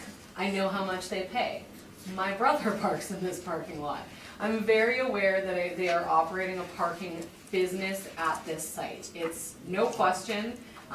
So to say that they're not receiving an income is not responding to the mailer. We've asked them for their income and expenses, and they have not divulged that to us. So that being said, we would like to know what the income and expenses are for this particular property. It's important for us to be able to develop and analyze our information with respect to all areas of the parking model. This is in the outer downtown parking model, and we request that people submit what's happening on the property, and we have not been given any information with respect to what's happening on the property. They haven't even counted a number of stalls here. So they're essentially saying there's no stalls in this parking lot, when there clearly are. This is a parking lot. If you look at the aerial photos, there are a number of people parking here. That's my presentation. Okay, questions? Yes, thank you. Okay, have you sought this penalty on this owner in the past? No, because in the past, they have actually reported income and expense information on their mailers. Okay, so in the last cycle, they submitted basically the same inputs were included, but you didn't seek the penalty then, correct? To my knowledge, they reported an income. No, I've got it right here. I've got copies for the board, if you'd like. So now this, just so we're clear, this lot serves the Marigold restaurant, is that correct? Yes, it serves the restaurant across the street. They do offer parking there, although they do offer monthly parking to a number of people. And it's a bit atypical because if I went to the Marigold and I parked in that lot, I would pay to park there. I would be compensated back by the Marigold restaurant, and they would charge it back to in-park or whomever, and that would constitute a total wash. So it's not typical in terms of how they're operating this property, is that correct? You're gonna have to rephrase that Right. question. So I'm they're not quite sure. effectively, a lot of these restaurant owners, when they have adjacent or ancillary parking lots, they allow you to park in their lot, you pay to be in the lot, and then they compensate you back, correct? So it's not typical, it's, they validate parking effectively, is what I'm saying. Just so we're clear about how this whole situation works, when we're in Chinatown, when we're. The customers don't pay to park in that lot, they just park there. The people who have monthly parking don't get their parking validated, they pay a monthly rate. And to speak to the 2015, I have the 2015 income and expense information in my notes, and they reported parking income. Right, yeah, so what's interesting is in 2015, they do have income. So, no, for you to say that it's the same mailer for what they've No, I reported. said in 2016. Okay, well, when we seek penalties, it's based on the 2015 year.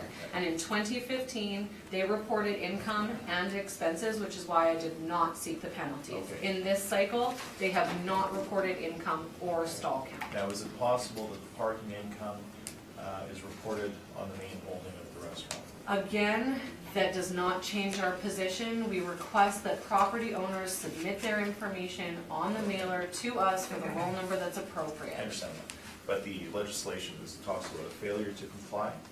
Would this constitute a failure to comply if they've submitted on two different? I don't have the sheets? adjacent roll number. I know that this is operated parking that they sell to other people. Like I said, there's a number of people in our department who park there. I know what is charged. They get tags for their cars.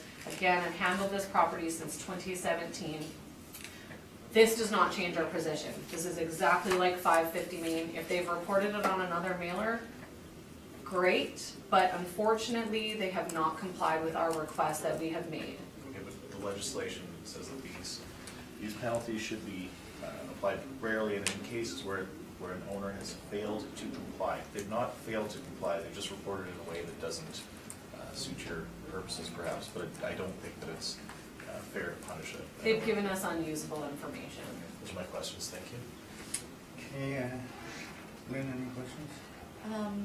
Not at this point. I'd like to see what Okay, Regent has presented here. Kent, any questions? Just for clarification, and I know you stated this, is this inner or is this outer? This is the outer downtown. So I got it right. Okay, so when this is adjacent to the Miracle Restaurant. It is, but if we look at the aerial photo, I think right now we're just trying to focus on whether or not the penalties should be applied. Understood. This insert here, okay. But yes, if you look at the aerial photo, it's these two properties. Understood. It's basically across the street from the, Yes, across King Street. okay. So you said in 2015, you had the information with respect to income and expenses. Yes. Was properly filled out. They properly filled it out. Okay. Now you don't. Okay, just clarification, thank you. Thank you, Mr. Chair.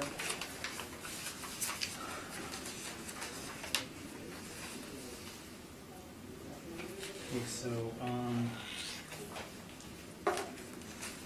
their expense side, they report insurance,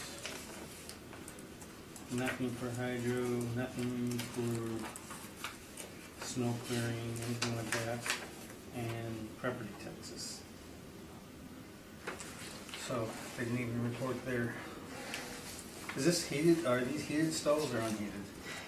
They're outdoor parking stalls, so they're unheated and they don't have plugs. Okay, but there would still be snow removal and that sort of. Yes. They Okay. essentially haven't given us any information.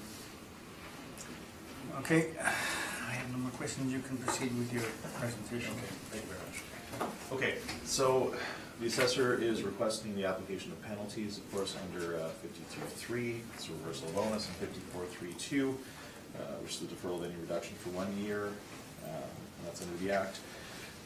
Okay, so we maintain that the severe penalty under section 54.3.2 would only have application in very limited circumstances, and that the principles of substantial compliance should continue to be applied in connection with the assessor's request. As set forth, the municipal board has clearly indicated the penalty should not be granted if there has been substantial compliance with the assessor's request for information. The board indicates that the penalty would typically only have an application where service of the request has been properly made and where the taxpayer has made no attempt to reply to the request in sufficient time for the assessor to use the information to make the assessment and appeal. I'm suggesting that this is not a matter of non-compliance. They have submitted mailers. The owner of the restaurant in the adjacent parking lot is not aware of the internal machinations of mass appraisal and which years are used for reference and whatnot. I can show you that in 2016, they did indeed include the same type of information. Were not penalized, so they proceeded in 17 with the same, following the same course of action. I'm going to suggest that this does not constitute non-compliance and that the penalty ought not to be applied here. Thank you. Any questions?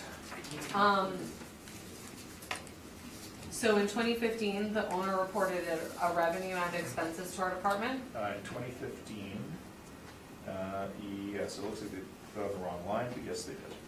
And then in 2016, the owner just decided they were going to decide not to report the revenue to our department. In 2016, they recorded it with the main holding of the restaurant, I will suggest. Has this been Altus's client since 2017? This predates my time with Altus, but I believe it is, yeah.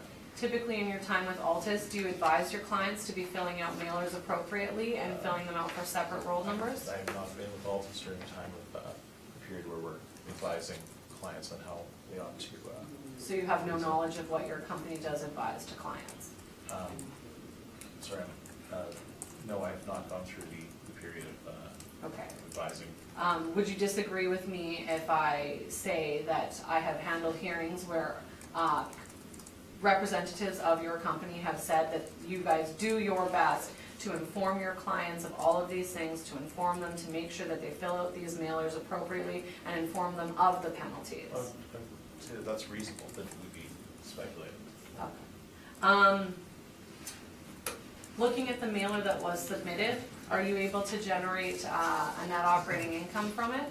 No, I wouldn't be able to. I only have expenses here, but I'd have to see how they reported it on the main holding, I would suggest. So, Those are my questions, Mr. Chairman. Okay, Kent, any questions? Okay, so you're saying for this last mailer, they haven't reported. So here's the trajectory. In 15, they have parking revenue, and they have some expenses. Okay. In 16, they have parking revenue and some expenses. In And 16? in 17, they have expenses, they've not reported the parking revenue, but they have submitted something to the department, but it does not have the actual, the income. It has expense information, but not income. And that's for 16 and 17. So I'm suggesting that in 16, this was submitted and the client was not made aware of any improprieties, that this was seemed fine, and so they continued with that course in 17, and now we're talking about penalties. So I'm suggesting that they weren't non-compliant, this amounts to a clerical issue as opposed to an issue of them not complying with the assessor's request. Thank you, Mr. Chair. Lynn, any questions? I have no questions. Okay, these income and expenses were reported on the City of Winnipeg form? Yes. Yeah.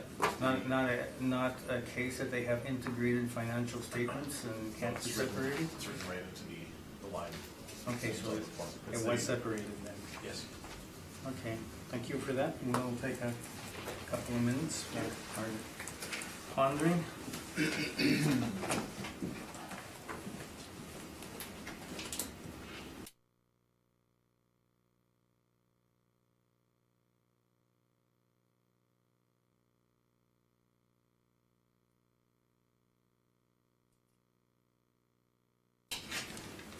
Okay, welcome back.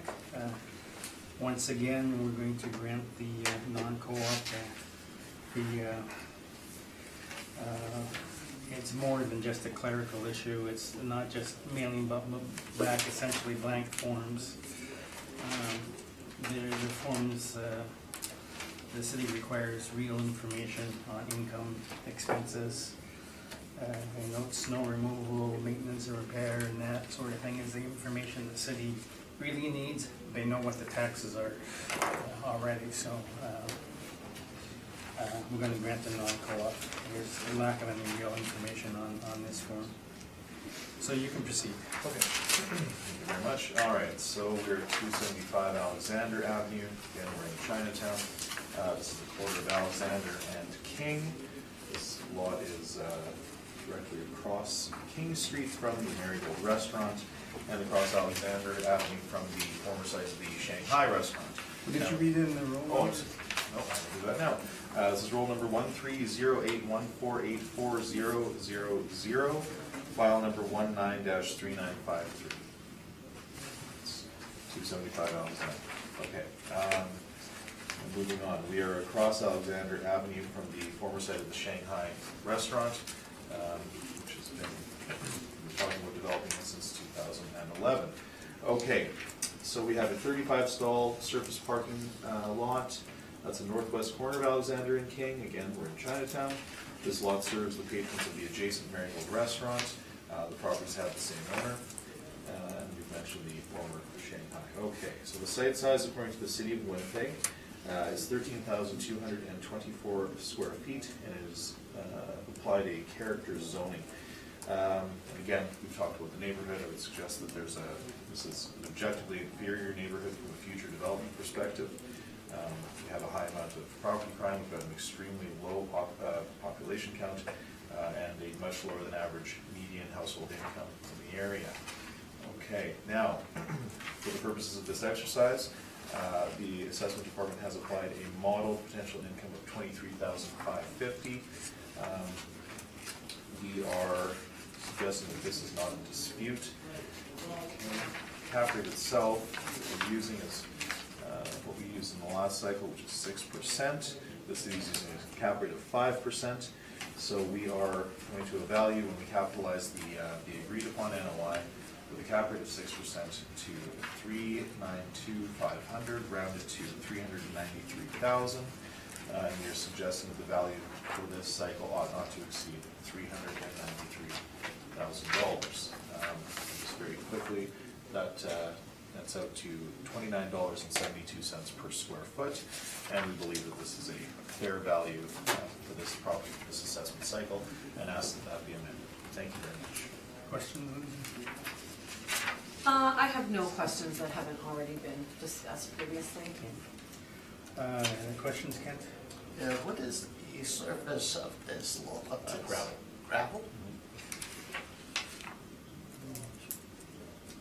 It has no electrical. I don't believe so, no. No, it does not. It's just simply a bare gravel parcel.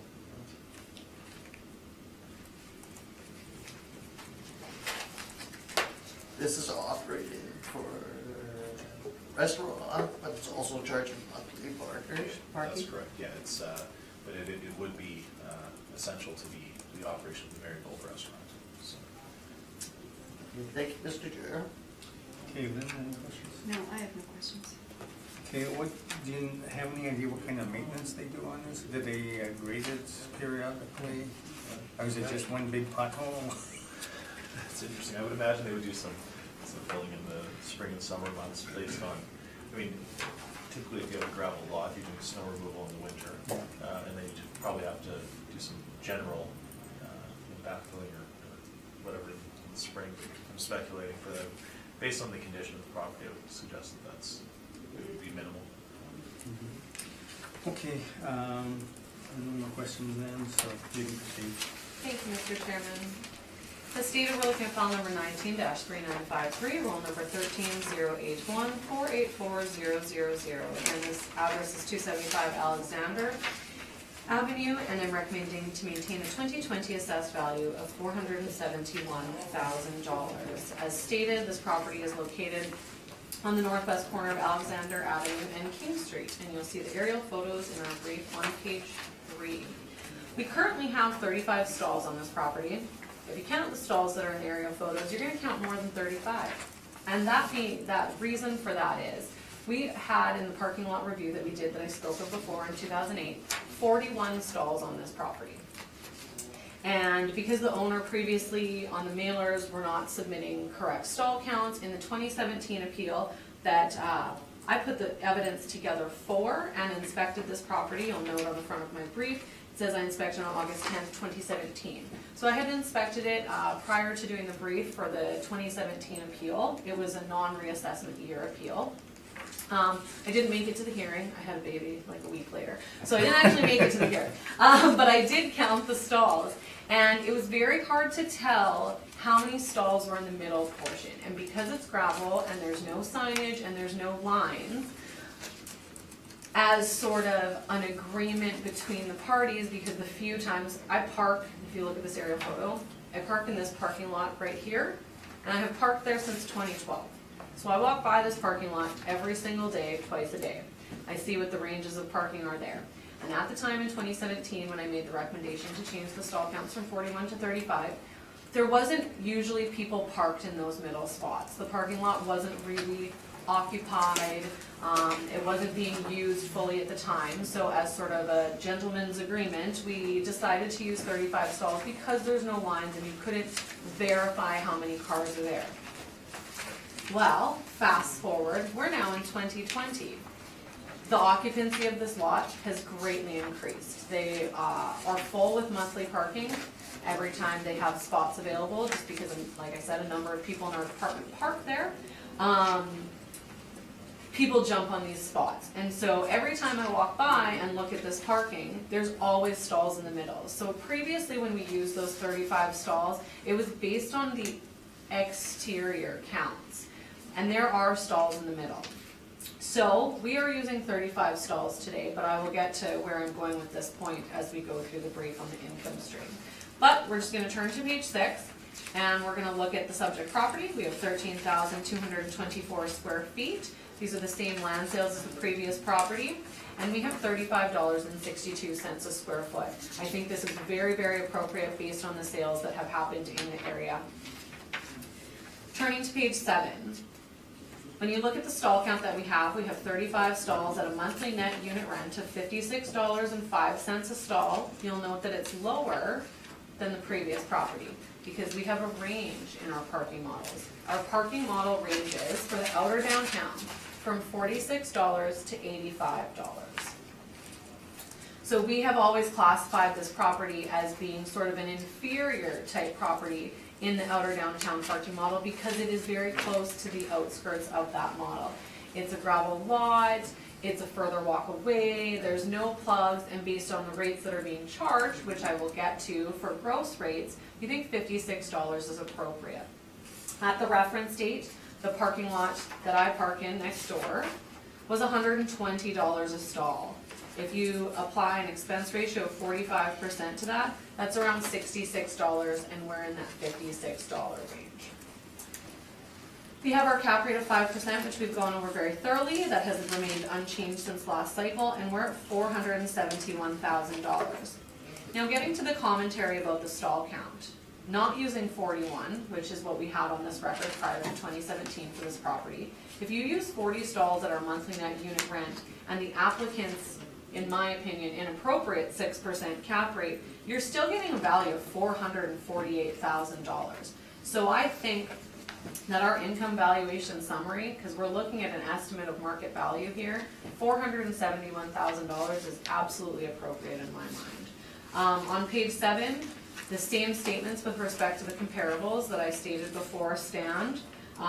When you're looking at comparables 5 through 7 on Galt, in my opinion, this is a much inferior location to the subject property, and we're at $56.05. This is a bigger lot. Again, those Galt comparables are gravel as well as the subject. Those comparables don't have plugs. The subject doesn't have plugs. In addition, the subject property does service a restaurant, so there are people who are parking there at the restaurant as well. On page 9 is cap rate information, which we've gone over very thoroughly. The mailer, we can just skip through. On page 15 is where the gross rates that I was speaking to. The Kumkun Garden, lot 323, that's the actual lot that I was describing on the corner of Princess and Alexander, which is right next door, and they charge $120 a stall. The Ukrainian Cultural Museum is across Main here, but that Kumkun Garden one is the closest proximity in park lot. So that's a good indication of the rates, gross rates that are charged. You'll note that the Ukrainian Cultural Museum lot is also a gravel lot. At 55 Duncan, that's on the corner of Duncan and Waterfront, much further away, again, $125 a stall. So I think the rates that we've applied here are very appropriate. I think the 5% cap rate is justified based on the evidence that I've looked at.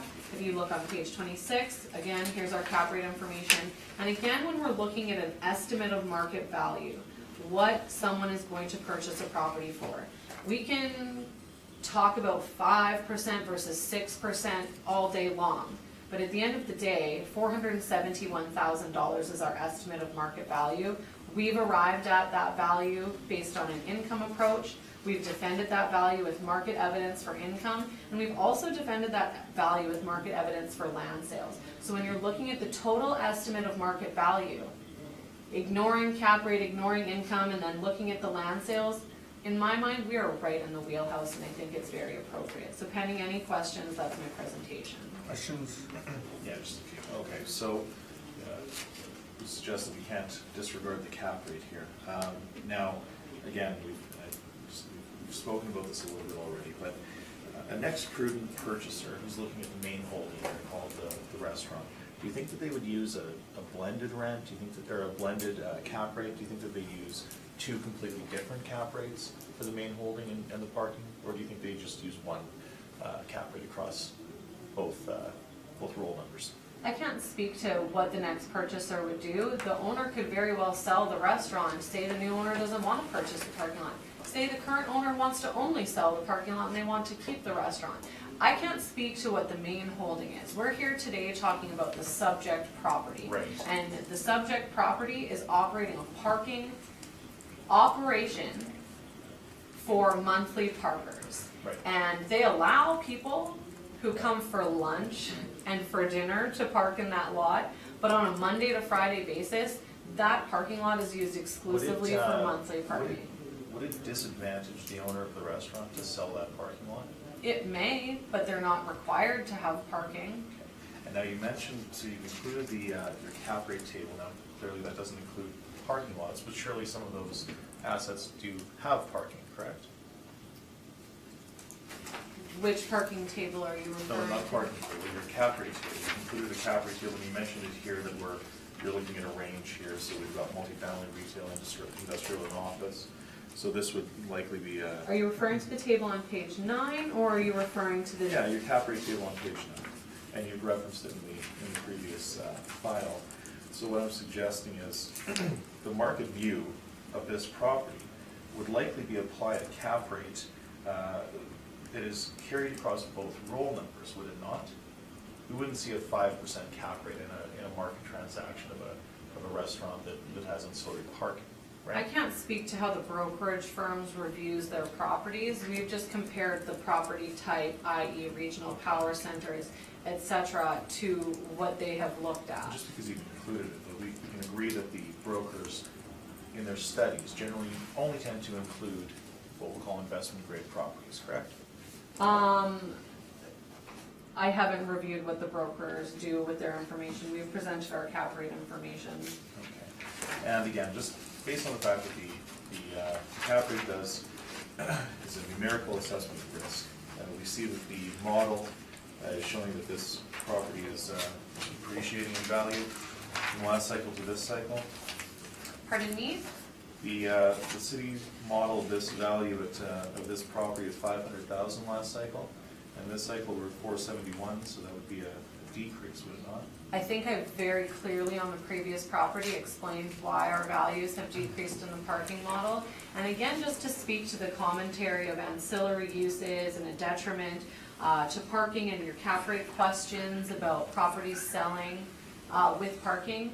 All of the properties we're talking about here today are in the downtown zoning bylaw. And that downtown zoning bylaw does not dictate that they require parking for buildings. There's no parking requirement for buildings in the downtown zoning bylaw. We're talking about a market view, though. If we own a property downtown, it's clearly to our benefit. It's a benefit to an owner if they happen to have a building that has a parking lot on it, but there's a number of buildings in the downtown that don't have ancillary parking. Okay. Now, in terms of the principle of substitution that we touched on, 5% cap would almost be tantamount to no risk, correct? In terms of the investment vehicle, that would be a very, very low risk investment. 5% cap, right? Parking is a very low risk investment. Okay. Are parking lots, in your mind, liquid or illiquid? Can you elaborate your Sure. question? If I were to buy a treasury bill, that would be a low risk investment, right? And it would be very liquid. I can't speak to treasury bills. We're here talking about the subject property, and Or cap again, rates. I think we're going over stuff that has already been covered very thoroughly in the previous property. And I believe that 5% is very appropriate. Those are my questions, thank you. Okay, Lynn, any questions? No, I have no questions. Kent? Okay, so in the 2017 assessment, we said it was 41 stalls here, and we've At the 2017, I made a recommendation to reduce the stall counts based on what I had observed in the parking lot, and because I couldn't, every time I went by there weren't stalls in the middle, and I didn't think because based on old aerial photos, there were cars parked in the middle. But I didn't think it's appropriate because it's a gravel lot, and gravel lots are sort of grandfathered uses for parking. The current zoning bylaw indicates that you have to have, paved lights, a number of landscaping things. I didn't think it was appropriate to be using 41 stalls if I have not physically counted 41 stalls there on numerous occasions. So we made an agreement with Altus at the time to use the exterior count, which was 35. But since that time, again, I still park next door and I go by there every time. I know an individual who parks there has a pass and it says number 45 on their pass. I don't know if they have different numbers on their passes or if they've just revoked other ones.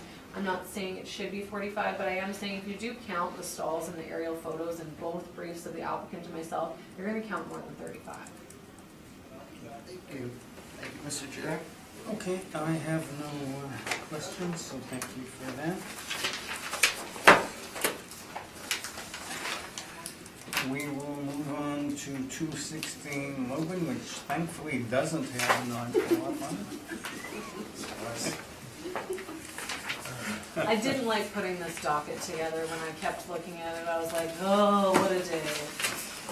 Okay, you can, first of all, let me just get a glass of water. Then you can proceed.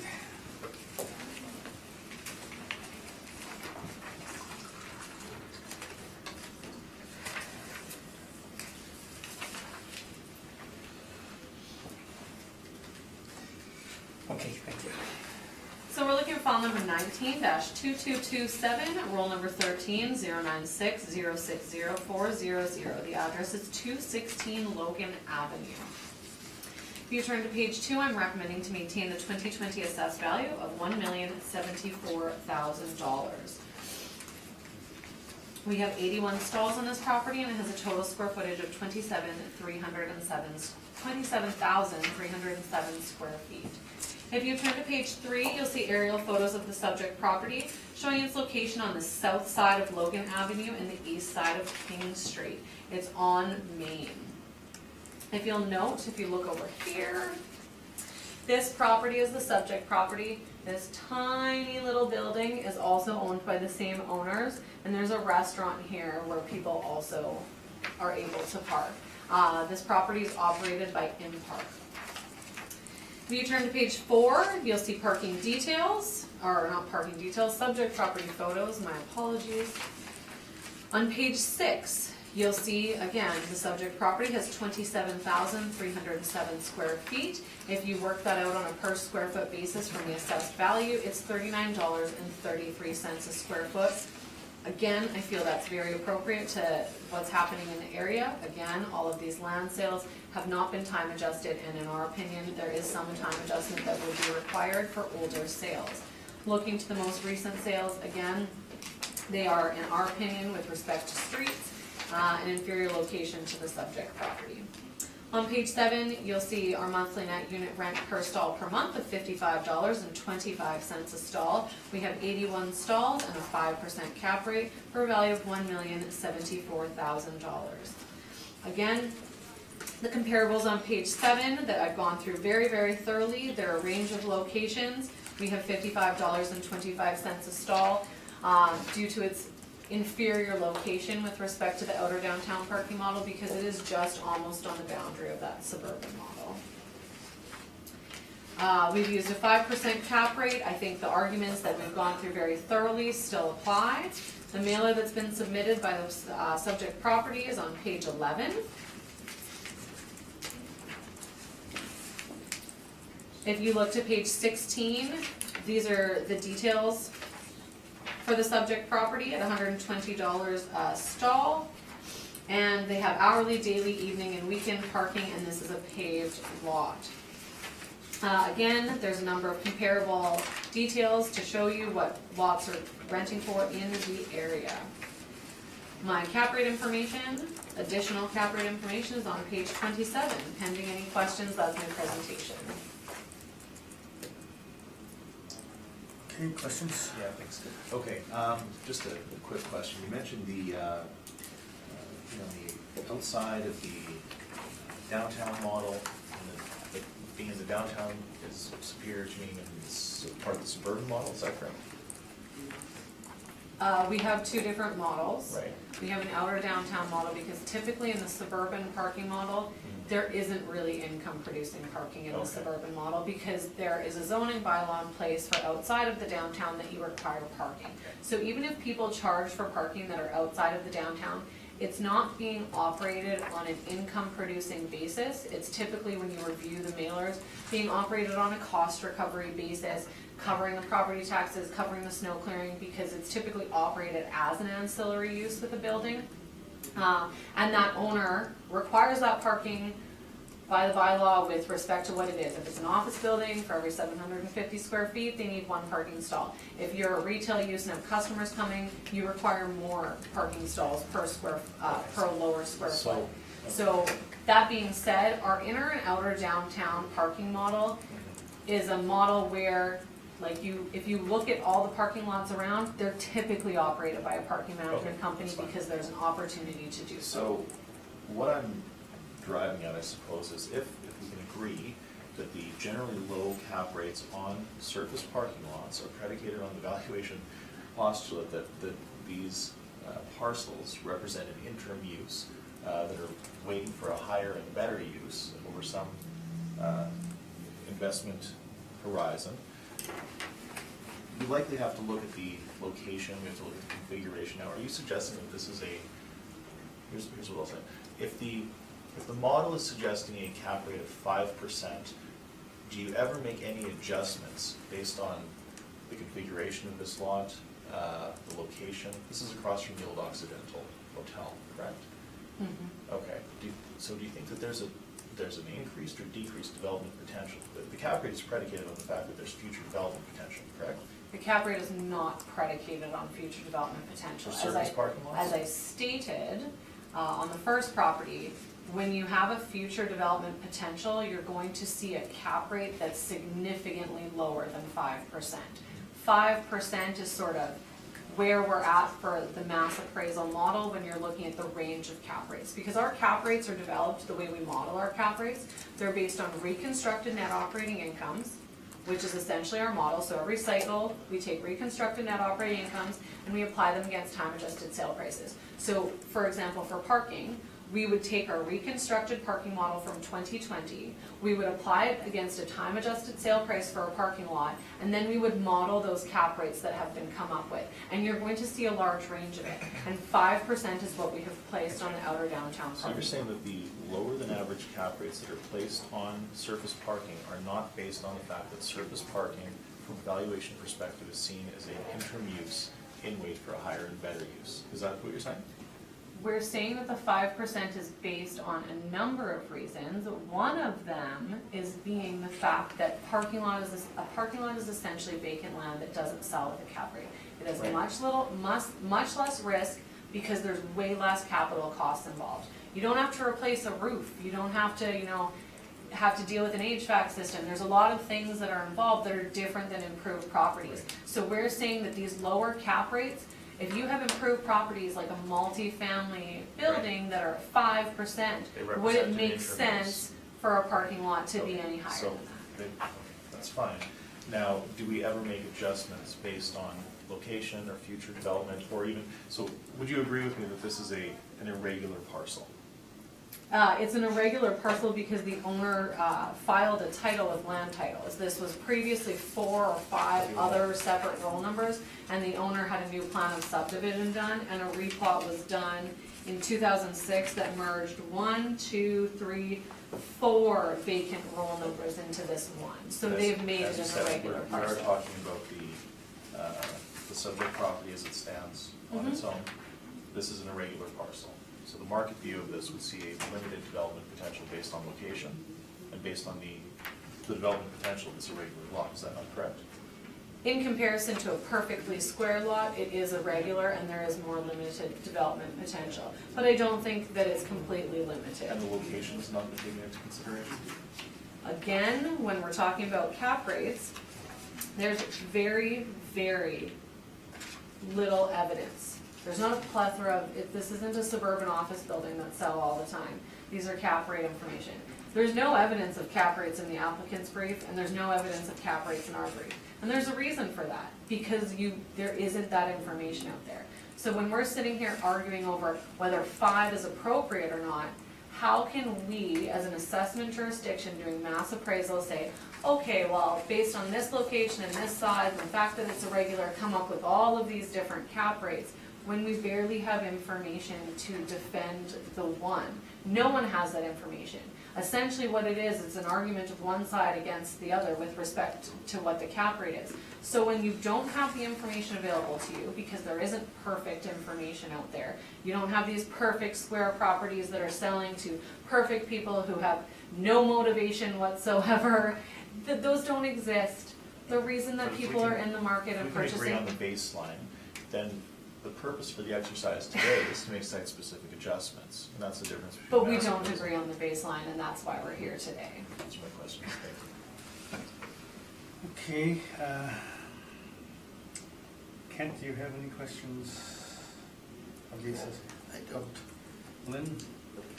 Okay, go ahead. Okay, all right, so we're at 216 Logan Avenue. We've got 81 stalls, 27,307 square feet. The city is suggesting an assessment of $1,074,000. We're suggesting a request, an amended assessment of 926,000 square feet. Now, I've alluded to this irregular parcel that will surely hinder future development, and you can see it here. And this is, we've got a very odd shaped parcel, and we've got a, see that its location is disadvantaged based on its site-specific influences. Okay, now, generally this lot serves the patrons of the adjacent Company Garden. It's a restaurant, it's right behind it on King Street. The properties have the same owner. This is also the lot that's adjacent or sort of part and parcel to what was known as the former Royal Trade and Pawn Shop. It's now called Farside Convenience, neighborhood convenience store. So again, it's irregular in shape. The lot is leased to Impark. Restaurant patrons pay for parking. If you leave this before the different restaurant, they're reimbursed by the restaurant. The restaurant then recovers the cost from Impark. The site has character zoning with a total land area again of 27,307 square feet. And just as a point of interest, when I visited the property, I did note that access and egress is an issue. There's no access from Main Street, and the access from Logan requires crossing through 2 lanes of oncoming traffic. There's no left turn onto King from Logan, as King is also a one-way street. So there are there's some accessibility issues to this parcel. And again, we've spoken with the neighborhood. I would suggest that from a future development perspective, it is inferior, objectively. Property crime is high, I've included the study here, and there's much lower than average median income in the area. So I would suggest that an adjustment to the model cap rate is appropriate. Now, for the purpose of this assignment, we have accepted the city's modeled NOI. We do not see any cap rate compression, excuse me, between 2016 and 2018. So we continue to apply a cap rate of 6% to the subject, which brings us to a rounded value of $926,000, and we do ask this board amend that value for this cycle. Thank you. Any questions? I have no questions, it's all been covered. Can you win any questions? I have no questions. Kent? No questions. And I have no questions, so thank you for that. We go to 416 Main Street.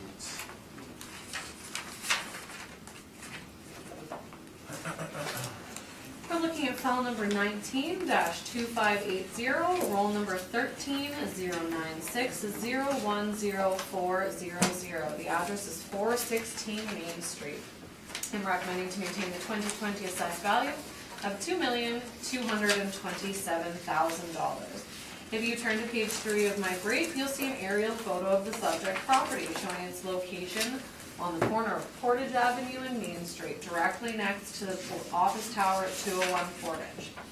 This property is owned by the same owner who owns the office tower at 201 Portage.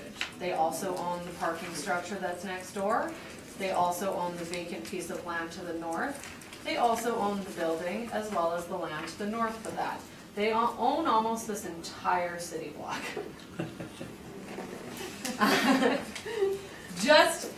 And you're gonna see where we're going with that. On page 4, you'll see subject property photos. And on page 5, you're gonna see the land sales for this property. This is a property that has defaulted to the land rate within our parking model.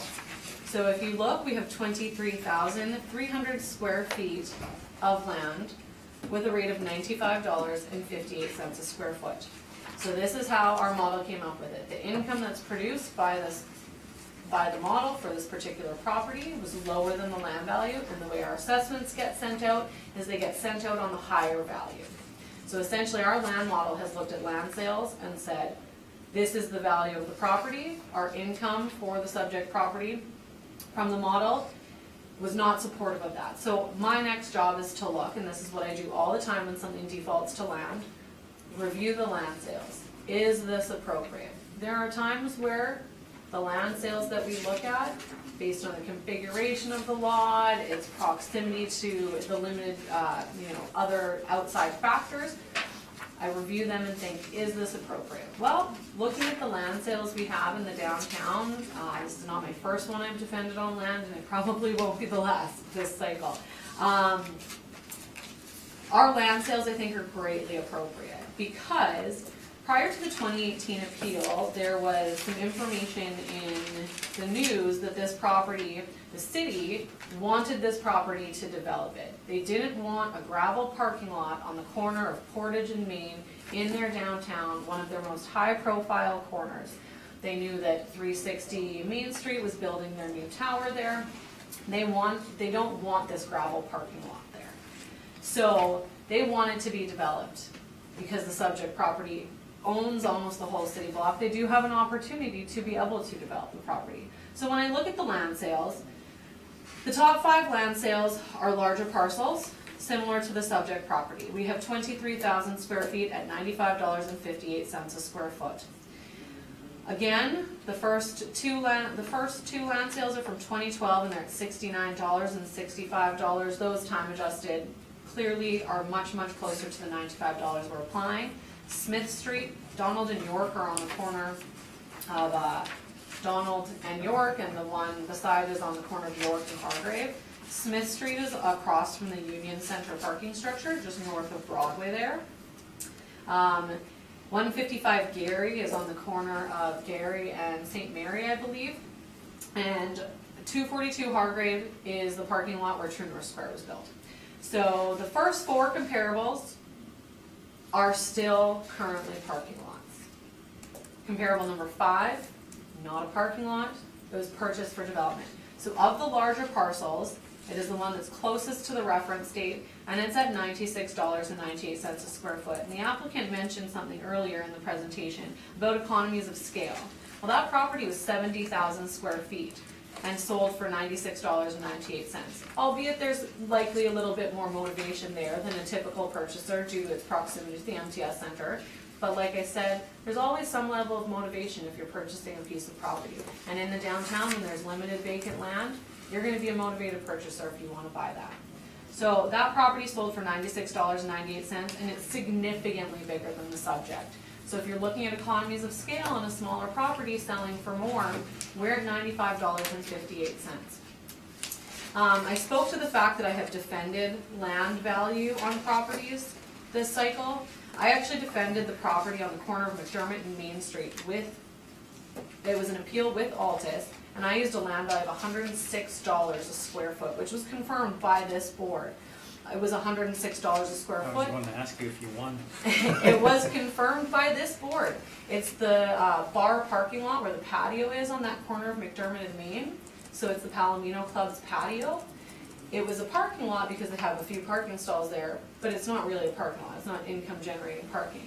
It was $106 because of the size and because of the corner influence. This subject property only has back lane access. They're on Main Street, but they don't have any curb cut. So looking to page 7, This property has 58 stalls, and we have a monthly net unit rent of $117 a stall. Now this is in our inner downtown parking model. This is our parking model that ranges from $63 to $117. $117 is the highest the model goes. $117 I've been using in what I refer to as the shed, but it's NCA, Neighborhood Characteristic Area of South Portage, which is bounded by Portage Avenue, Balmoral, Main Street, and Broadway. So it's that square, that main square of our downtown. I refer to it as the shed because a large portion of that is considered the shed, but the shed doesn't include all of it, and it goes a little bit north of Portage because CentrePoint has decided what the shed boundaries are. This property, similar to those ones, it's proximity on Portage and Main, proximity to the office tower, and the rates that they charge. When you look at gross rates and you analyze gross rates in the downtown, they're charging some of the higher gross rates for this parking lot. People always say, oh, it's a gravel lot, they must charge less. Well, they charge some very comparable rates to parking that is paved with plugs because of its location. So even using the highest rate on our model, at 58 stalls at $117 a stall, it comes up with an annual net rent of $81,432. If you look down to the bottom of my page 7, you're going to see very different comparables than what was presented earlier on the other properties. This is a whole different parking area. We have whole different comparables. We have different cap rates that we apply. So if you look at all of these are all parking lots in the exchange. All of them on Bannatyne, Westbrook, they're all in very close proximity to the subject property, and you see $109, $116, $113, $300, $112, $105, $140, $92, so on and outside of this parking model. They're on the outskirts. And I want to point you to comparable number 13. That is the subject property. They are making $140.67 a stall. Our model is $117 per stall. So our annual net rent is significantly lower. Now you'll note that we have a 4% cap rate on this. We have a 4% cap rate on this for a reason. Our model for the inner downtown, I'm sure you heard me say today, we use 4.5%. In 2018, our model for the inner downtown was 5%. I defended this property in 2018 with a 4% cap rate because of the level of risk involved for the property. I looked at it because when you have a property and you own the office tower beside, you own the parking structure beside, you own the piece of vacant land beside it, you essentially have not just this piece of vacant land, but the vacant piece beside it as well. You have a large property that you're able to develop. We have 23,000 square feet, and that's not including the vacant piece beside it. So the level of risk for this particular owner is much less. You're on the premier corner of Portage and Main in our city of Winnipeg. You are owned by all the adjacent properties. The level of risk is significantly decreased in our mind. I used a 4% cap rate in 2018. I'm using that 4% cap rate today. So with a 4% cap rate at our annual net rent, we have a value of $2,036,000. If you take the actual amount, so if you take $140.67 a stall times our 58 stalls times 12, we have a significantly higher NOI. And if you apply a 4.5% cap rate to it, you're at $2,175,000. If you apply a 5% cap rate to that, you're still around $236,000. So my commentary with when we're looking at an estimate of market value, we can argue about the small little changes with respect to how we got to that number, but we're here today to discuss if that number is appropriate.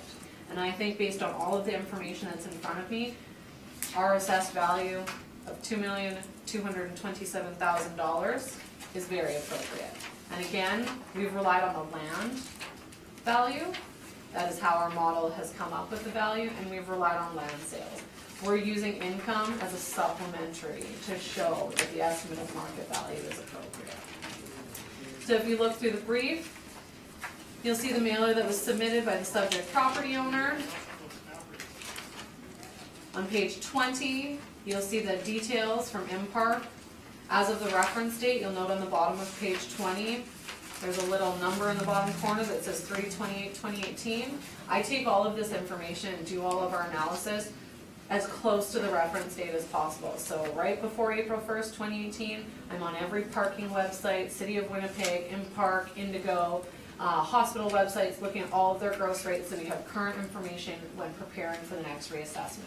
So as of that reference date, there was a wait list for the monthly parking at $225 a stall. At $225 a stall with our 45% expense ratio, you're looking at about $100 a stall. Oh, 123, my apologies, I can't do math. So it's about $123.75 a stall. In addition, they have hourly, daily, evening, and weekend parking available. Again, this is a gravel lot, it does have plugs. Our cap rate information is on page 25, and that's my presentation. I'm happy to answer any questions. Any questions? Yes, just a few. Okay. You mentioned that you defended a cap rate of 4% in the last cycle, I believe so, yes. and what did the board rule? The board ruled, I believe they used an adjusted, so the board said was a revised net operating income and a cap rate of 5%. So what they 5%. did, Okay, no, it's I will finish answering the question that you asked me. So what they did was they put 5% on the cap rate because that was the cap rate from our model, and they used the actual revenue.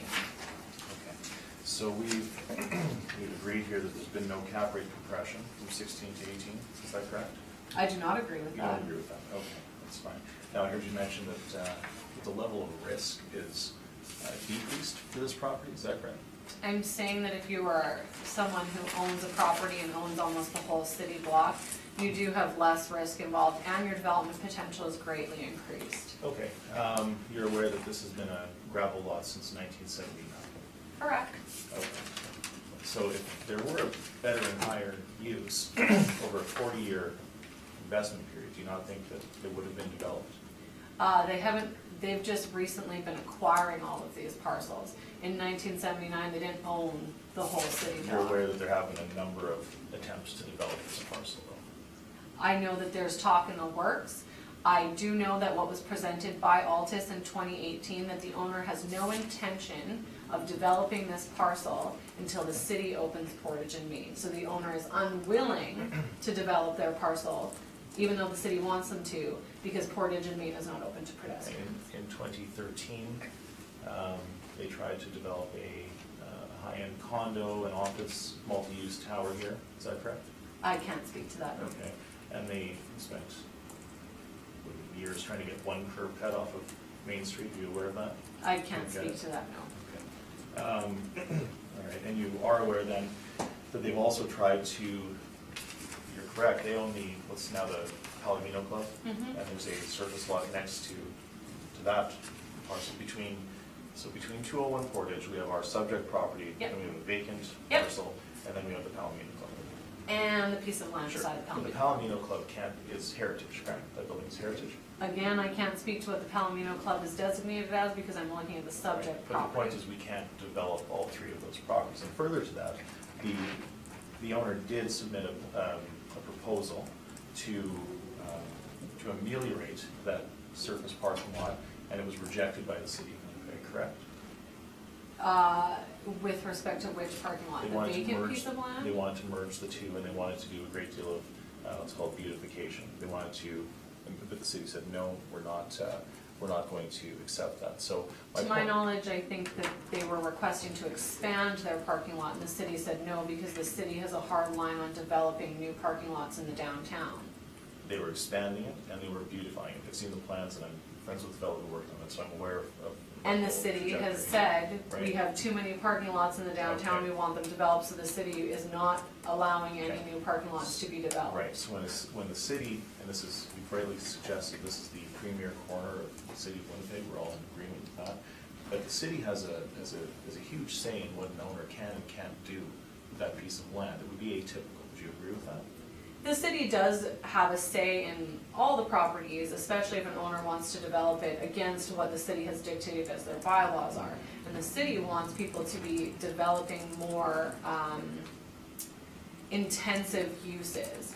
And when you're looking at 360 Main, they're building a new tower there. The city wants these properties to be developed. They want all parking That lots was to the be parking developed. lot, that's the Trizac building, there was always a plan for a second tower on that site. There was a plan for the second tower, that's why they purchased the parking structure on that property, so they could develop it. Okay. My point is, the city has said that there are too many parking lots and they want them developed into more intensive uses. Right. And when you have a property that's a gravel lot on the corner of Portage and Main, that's not something that the city is, not something that you want. You wanna Right. see it developed, and it has that potential And there. so the owner is disproportionately at the whims of the city. Now, would that not be tantamount to more risk in your mind?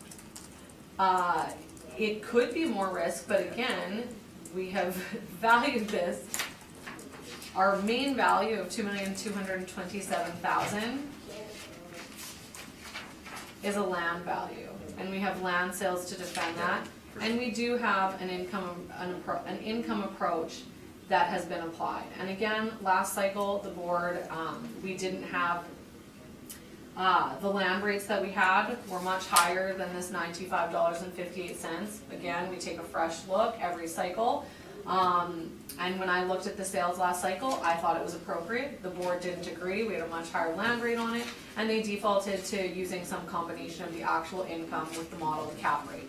You have So- mentioned a number of board decisions here today on different properties, and I will suggest that the board did apply a 5% cap rate in the last cycle. They did apply a 5% cap rate because that was the modeled cap rate. And the modeled cap rate this cycle is 4.5%. Okay. Does this parcel serve the adjacent office tower? Is that safe to say? It's operated by Impark, so to my knowledge, anyone can park there. If I wanted to go and buy a spot with Impark, I'm sure that I could if the spots were available. Are tenants in the building using this parking lot?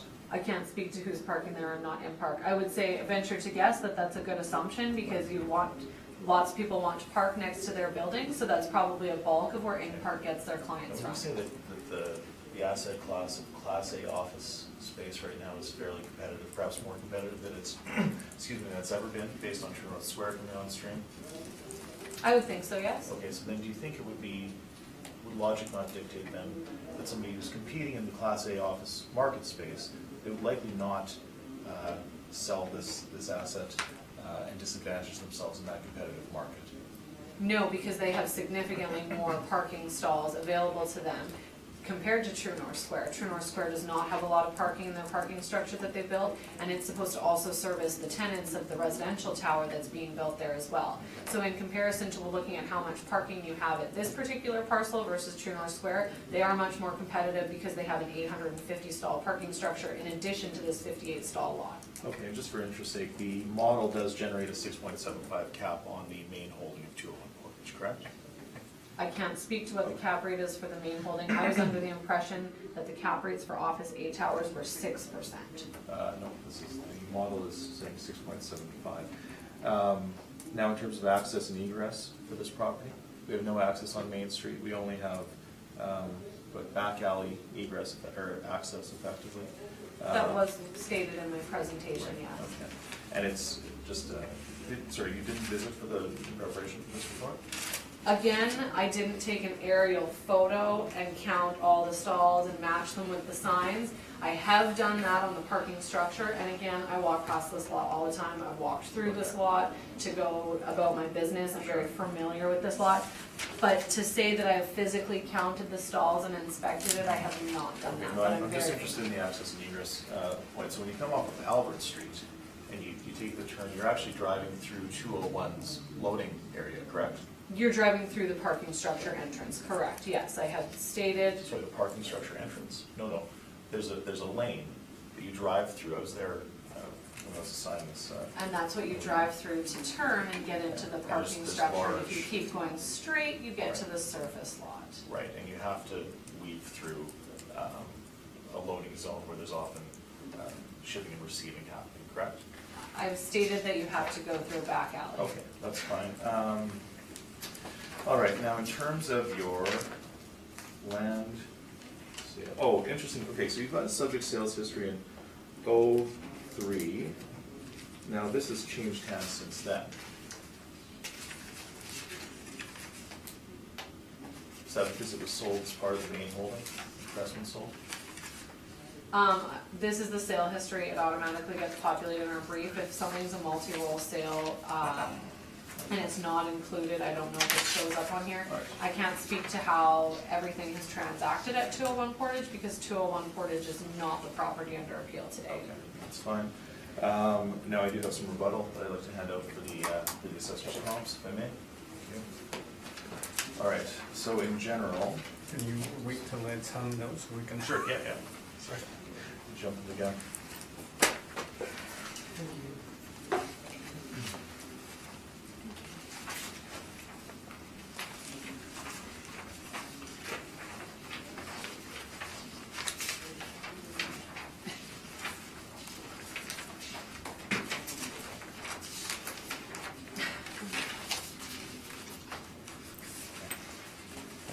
All right, so in terms of comps 1 through 5, we're generally okay with those, though I will suggest that comp 5 is motivated, that's true and square. That's what would give I have rise I have a question quickly. Yeah. Is this in relation to comp 6 through 9? Because I have Yes, seen it this is. before, if all of this is in relation to comp 6 It's through in 9. relation to comp 6 through 9, yes. I didn't refer, like, they're on my chart, but if we want to go through this, we can, but to save time with the board, we're not looking at 6,000 square foot parcels for the subject property. We can go through it, it will take some time, but, I can go through it very quickly. okay. Okay, so comps 1 through 5 appear appropriate. And if you average those out, they come to $76.61 per square foot. We think that's within a range. Our value equates to $76.48 a square foot. Now, what's giving rise to that $95.58 per square foot would be comp 6 through 9. So I'll take you through them very quickly. Comp 6 is 286 Gary Street. Now, this is a lot that has better access. It's off of Gary. And the purchaser owns the adjacent property to the south, and this parcel was purchased to be used as supplemental parking for what's known as the Pint, which is a sports pub. This was originally part of the St. Regis Hotel, and we would consider this an untypically motivated sale. Now, I will point out that sales that are untypically motivated are generally not used for the purpose of developing a rate per square foot such as this, so we ought to proceed with caution. There's also requesting land assemblage, and that owners tend to pay a premium to assemble parcels of land for future development. Okay. Comp 7, very quickly, now this no longer exists, but it was purchased by the Sutton Hotel. That's the owner of the adjacent property to the south, and that's consolidated, to be consolidated and developed into a hotel, which we all know about, which is within proximity to True North Convention Center, and it will be attached by a skywalk. Again, considered an untypically motivated sale. And again, we've talked about economies of scale, and these sizes are probably too small to be comparable to our subject. Okay. Moving right along, we go to 220 Main Street. Now, this is the Fortune Block. So the owner owns the properties, the heritage properties on either side. It's all being redeveloped. Now, from the CBC article of May 25th of 19, the space between the buildings is tentatively being eyed as a summertime outdoor cafe and music venue that can complement times changed, or a patio for restaurant opens in one of the buildings. Again, considered to be an atypical or an untypically motivated sale. 44 Hargrave is the last one that I will mention. And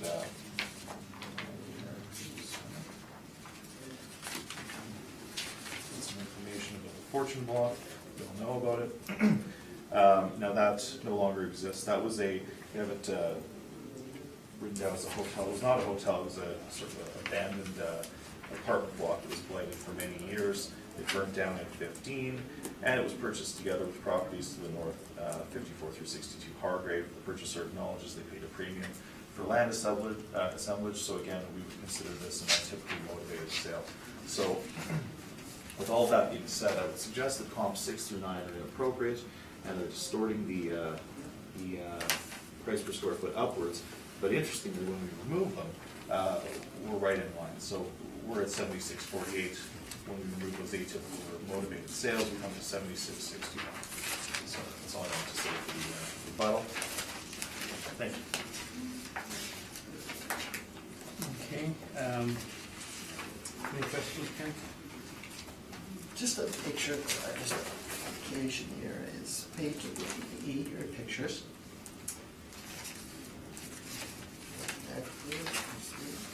Yep. Okay, so the picture, the purple is the actual parking lot, the top picture. Yep. Left and bottom corner, that's the same purple picture. Yep. Okay, the picture on the right hand bottom is the same picture or different? It's the same picture, I just turned So it you just around turned it around? because if I left it in this view, Yeah. you wouldn't see it at all because of the office tower. So Right. sometimes I have to actually turn the view so you can actually see the property. No, just making sure here. Just confirming here, the construction class, it says reinforced concrete frame. Is this a gravel lot or is this a concrete structure?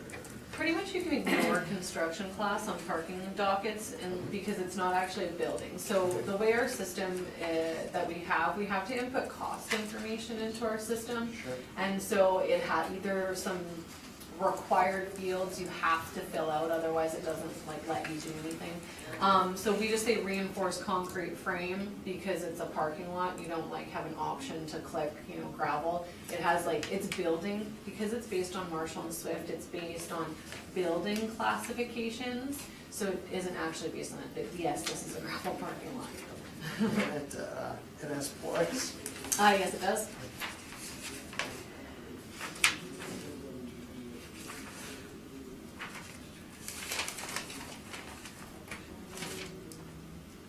You refer to the shed.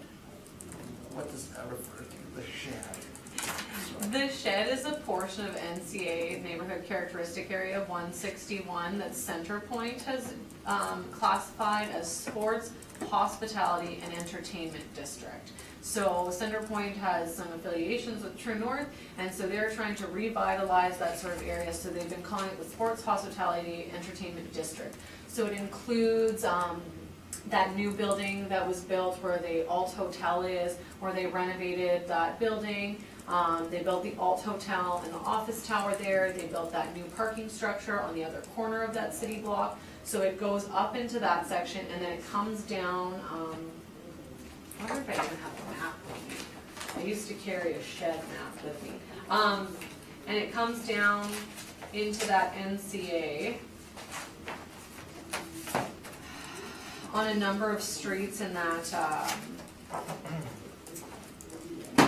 NCA to about, I think St. Mary or York, one of the two, but it's a big portion of it. But people refer to it as the shed because it's the new, people say the exchange. They're trying to talk about that area and give it a name. So they've been calling it the Sports, Hospitality, and Entertainment District because it encompasses, the Med, it encompasses the MTS Center, it now encompasses True North Square, it encompasses the Convention Center, it encompasses all of those developments that they're trying to put a name to.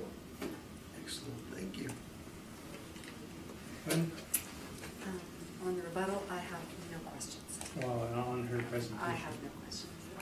Okay, this site, wasn't it originally supposed to be phase 2 of the 201 Portage developments? I'm not 100% sure of what the plans were for the subject site. I do know that the owner, based on the applicant's presentation, based on presentation in previous hearings, the owner would want to develop it, but they have some ways that they want to develop it, and the city and them and what the city wants and what they want, they're still trying to figure it out because they're butting heads as to what the owner would like to develop, what the city will allow, and what the city wants there. Okay, for development potential, given the development of True North Square, would you not say it was development of more Class A office space would be likely not for several years in the future? If they were going to develop more Class A office space, that would be a problem with 201 Portage, yes, if that's what they wanted to develop. But to my knowledge, they aren't currently interested in trying to develop another office space, I think. Based on the applicant's presentation, they wanted to develop some sort of condo. There was presentation in the appeal last cycle that they would like to possibly develop some sort of hotel there, a number of things. So with looking at developing more office space with the development of True North Square, that would be a question. But I mean, True North Square is the first Class A office tower in many, many years that has been built. So clearly there wasn't a huge demand for that to begin with, just because of no one's done it. True North has gone about and done it because they saw that demand there and wanted to jump on it. The 360 Main development, Trizac was originally, they had the foundations put in for a second office tower, which never came to be. Yep. And is now being repurposed for an apartment tower. I'm not saying that the development potential for this property is only office. I never once said that. I'm saying that there's development potential there for something that is not a gravel parking lot. Yeah. Okay. Thank you. You can proceed. And just a point of clarification, we're not suggesting this is in the shed, though, are we? No, not at all. Perfect. Not at all. I was just answering the question. Do I get an opportunity to ask questions on the rebuttal that was presented? Oh, sure. Oh, absolutely, yeah. You want to do that? Or were we gonna do it after? No, you the can ask questions. presentation? Now would be an appropriate time to ask questions. on the Okay. rebuttal. Thank you, Mr. Chairman. I have seen this package before. The things that were presented are not a surprise to our department. Now, one thing that interests me, Mr. Story, when you presented at the end of your commentary was, if you include these sales, it skews the price per square foot. So if you remove them, it changes it. Have I presented an average or a median in No, you've not. within? No, you No. presented these as sales, and you said that they're, so I'm paraphrasing, but you said that they're completely appropriate or something to that nature. I was referring to the fact that I was relying on sales 1 through 5 due to the size, which is why I didn't go into detail of all of this information, which I would have gone into detail if I was relying more on it. Now, with respect to your saying that the motivations were atypical, is there a lot of vacant land in this area of the downtown available for people to be purchasing? At Portage and Main? Just in the general vicinity, say NCA 1, say the neighboring neighborhood characteristic area, the exchange, is there a lot of vacant parcels that are up for sale, that come up for sale? Do you see a lot of land sales in this area is my question. How would you quantify a lot? Okay, I'll rephrase my question. So I've seen Altus's evidence with respect to the downtown, and they rely on 3 sales. So when 3 sales are available, and when we're looking at atypical motivations, almost all of the sales that I've shown on this have some level of cautionary note that needs to be made. That's almost something that happens all the time, would you not agree? Like, I've seen All the Altus's time. land I don't know sale about all the chart. time. Okay, well, I've seen Altus's land sale chart, and 2 previous agents from Altus have indicated that there's cautionary notes on almost all of them, with the exception of possibly 3, and there were still cautionary notes on those 3 as well. So, when you talk about atypical motivation, would you not agree that that's something that you see when you're looking at sales in the downtown, in your opinion? Do we see atypical motivation? Yeah, we see assemblage, and we recognize that when a purchaser is purchasing a parcel of land to assemble a tract of land, they will pay a premium for it. So that may not be indicative of what we'll call typical market. And speaking to that, we're looking at properties, again, we have 23,000 square feet for the subject property at $95.58 a square foot. And we're looking at properties of 6,000 square feet, 6,000 square feet, 5,000 square feet, 6,000 square feet. The economies of scale would dictate that those properties would sell for significantly higher because of the square footage. And if they have atypical motivations at, say, $100 and their older sales in 2015, you time adjust those and you're looking at the subject property, would you not agree that that's? Well, I don't know what what your methodology might be for why you might time adjust them for vacant Okay. land sales. I don't necessarily agree with that. I think those are my questions on the rebuttal. I'm not gonna get into it anymore. Okay, proceed with your presentation. Okay, thank you very much. Okay, so we're at 416 Main Street, of course, we're adjacent to 201 Portage. Now, just as a point of clarification, the shed is certainly a branding endeavor by Center Venture, not Center Point, and it's a TIF zone, so there's incremental financing there that would be beneficial. So I don't want anyone to be under the impression that the office towers are under that financing mechanism. Okay, so we have a vacant lot that is used for parking. It's been vacant since 1979. This was the McIntyre block, and it's called the Childress Building. They were both torn down to make way for. And then the block where the 201 Portage is was the original TD Bank. That was knocked down, I believe, in 1988, but I'd have to check on that. Okay, so it's the north side of Main Street. The site is unimproved, currently used as a commercial surface parking lot. Our records indicate that there are 58 parking stalls. The site is unpaved. It does supply hydro, and we did recognize that it has some access and egress issues. And despite best efforts by at least the two owners that I'm aware of over the past 20 years, the city of Winnipeg is not been amenable to any redevelopment or improvement. I would suggest it's tantamount to more risk. Now, the long and the short of this is that we are suggesting that the highest and best use as it stands right now is as a parking lot that serves the main holding, which is the office tower. It's ancillary parking that is essential for a 201 Portage to compete in the competitive Class A office space market. Now, we are suggesting that the NOI submitted by the department is well within range, so we do not dispute that. What we do ask is that the cap rate from the last cycle of 5% continues to hold for this cycle, which leads us to an indicated market value of $1,782,000. I had referenced the variance order that was requested. This is in June of 17. That's on page 13. Page 14 shows what they were trying to do. They were trying to expand their existing parking area and then eventually beautify it on some level, make it a little nicer and more appealing, which again would benefit the tenants of 201 Portage, and that was rejected. And so again, we do suggest that the value of this asset for the 2020 realty cycle ought not to exceed $1,782,000, which again equates to $76.48 per square foot, which is well in line with the assessor's comp 135, and then a cap rate of 5% be applied. Thank you very much. Questions?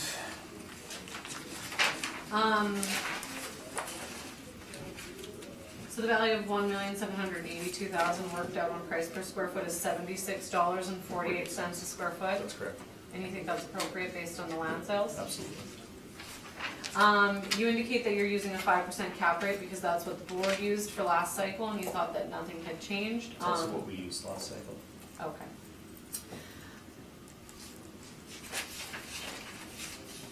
Just one moment. Are you aware that last cycle, the value that was requested was using a 6% cap rate? The board used the 5% cap rate? I misspoke. I was under the impression that we used the 5%. No. Yeah, we're using 5%. Okay, so you're using the 5% cap rate because that's what the board applied last cycle, because that's what the cap rate was for the model at that particular time. Are you aware that the board order that you're relying on for the 5% cap rate did use the actual income in place and not the city's income, because the city's income was significantly less than the actual income? Sorry, are you suggesting that the board used a different net operating income than what was suggested by the city? The board reduced the assessed value from, based on a revised net operating income. So they used your NOI? That was They did. no. So where did they get the NOI? They used the actuals. They took the actuals and applied our model. One month or more. Okay. So you're accepting our income on this, and when you look at the income and expense mailer that the owner has submitted, there's a number of expenses that we wouldn't consider clearly, and I think you'd agree. Appeal fees, bank charges, those are typically items that would not be included in a revenue. And adding them back in, the net operating income is significantly higher than the city's model that has been applied. Would you not think to apply? Well, what I would say is that the income streams here between the main holding and this parking lot are blended, so it would be very difficult to separate. What if we have leases that are contingent on parking, then how would we account for that? But the owner has submitted an income and expense Right. statement for just the Sure. subject property. It's not Right. blended. I'm suggesting that this operates as a single economic unit with the parking structure, parkade, surface parking, and the office. I think if that comprises one economic unit, it would be very difficult to break out all the different expenses and the income for it. So we are accepting your. Okay, those are my questions. Thank you, Mr. Chairman. Okay, Kent, any questions? No questions, Mr. Chair. Lynn? I'm sorry, Mr. Storian, I don't know if I heard you properly. Your NOI is based on what? Can you point me to? Yeah, for sure. NOI is on. We're not disputing the assessor's NOI, and that's 89,080.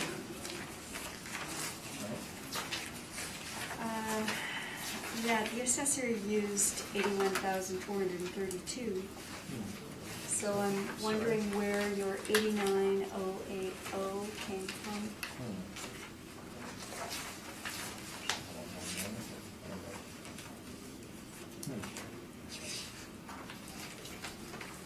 Maybe what we used last segment. I'm not sure. I have to check on that. It's not sure off the top of my head. Could you check on that, please? Yeah. Thank you.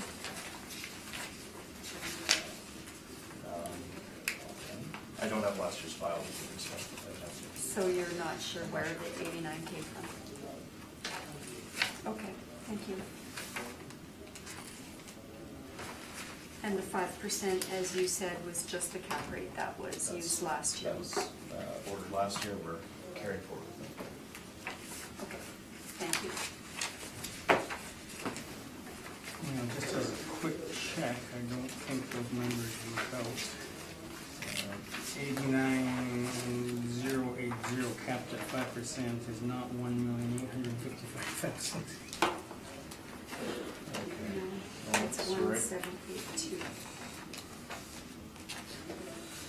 All right, I have no question. I wonder if that 89,000 was the amount Yeah. that they reported in their mailer as their net income. When that 8908 capitalized at 5% does come to 1,781,600. So 1,782 is what sense. All right, it's a mystery. Thank you for that. Let's move on. We've got two non-co-ops. Come on, let's just take a short dignity break and then come back. How long of a break are we having? 5 minutes. Oh.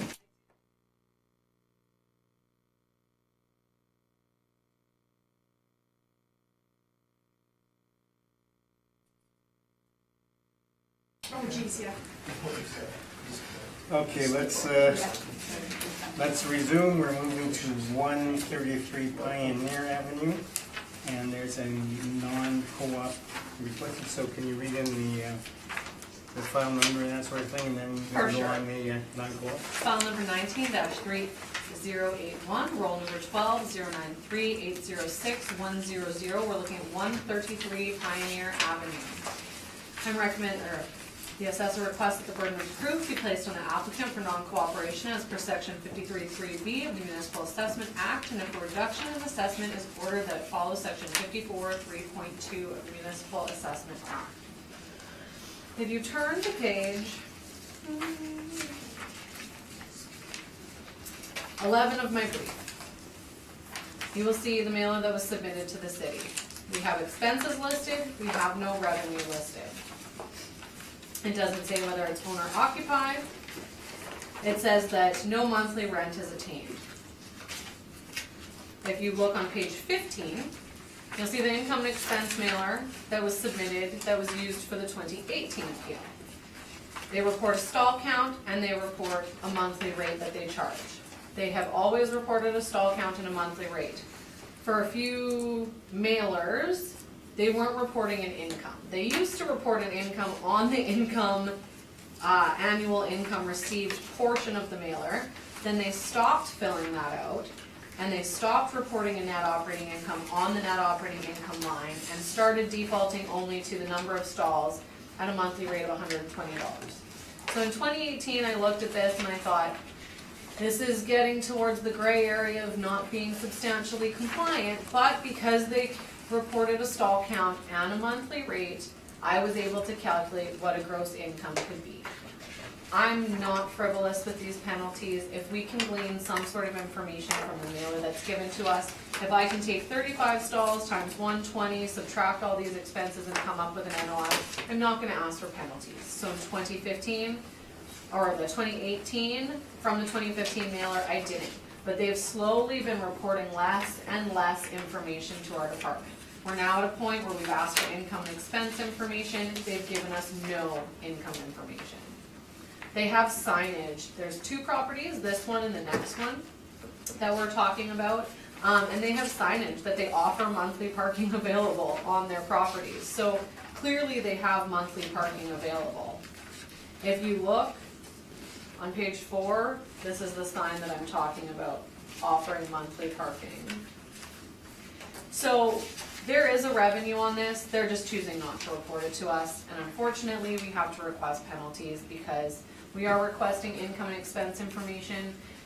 We have to come before these panels with applicants saying our assessed value is wrong. Well, if our assessed value is wrong, give us the information to show that it's wrong. Give us the information so we can put it in our model and have our models be more accurate. But we have a hard time when people are saying, you're wrong, the assessed value is wrong, this is wrong, that's wrong, and then they're refusing to report all of their information to us. So again, we're requesting that the penalties be applied for that reason, because they have not submitted any income information on this property. They haven't even submitted a stall count or a monthly rate, so we have no way of calculating that.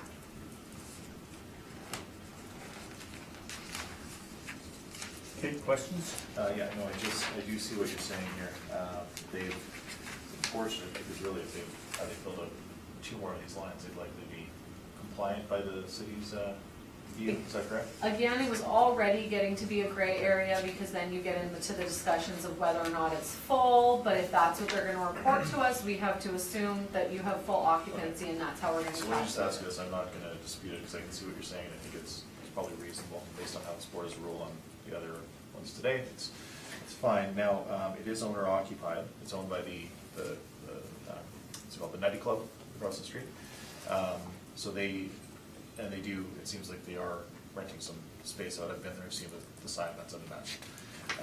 Now, in terms of, on a go-forward basis, compliance would be if they said they were owner occupied and gave you a stall count and what they were charging for the monthly rent, is that?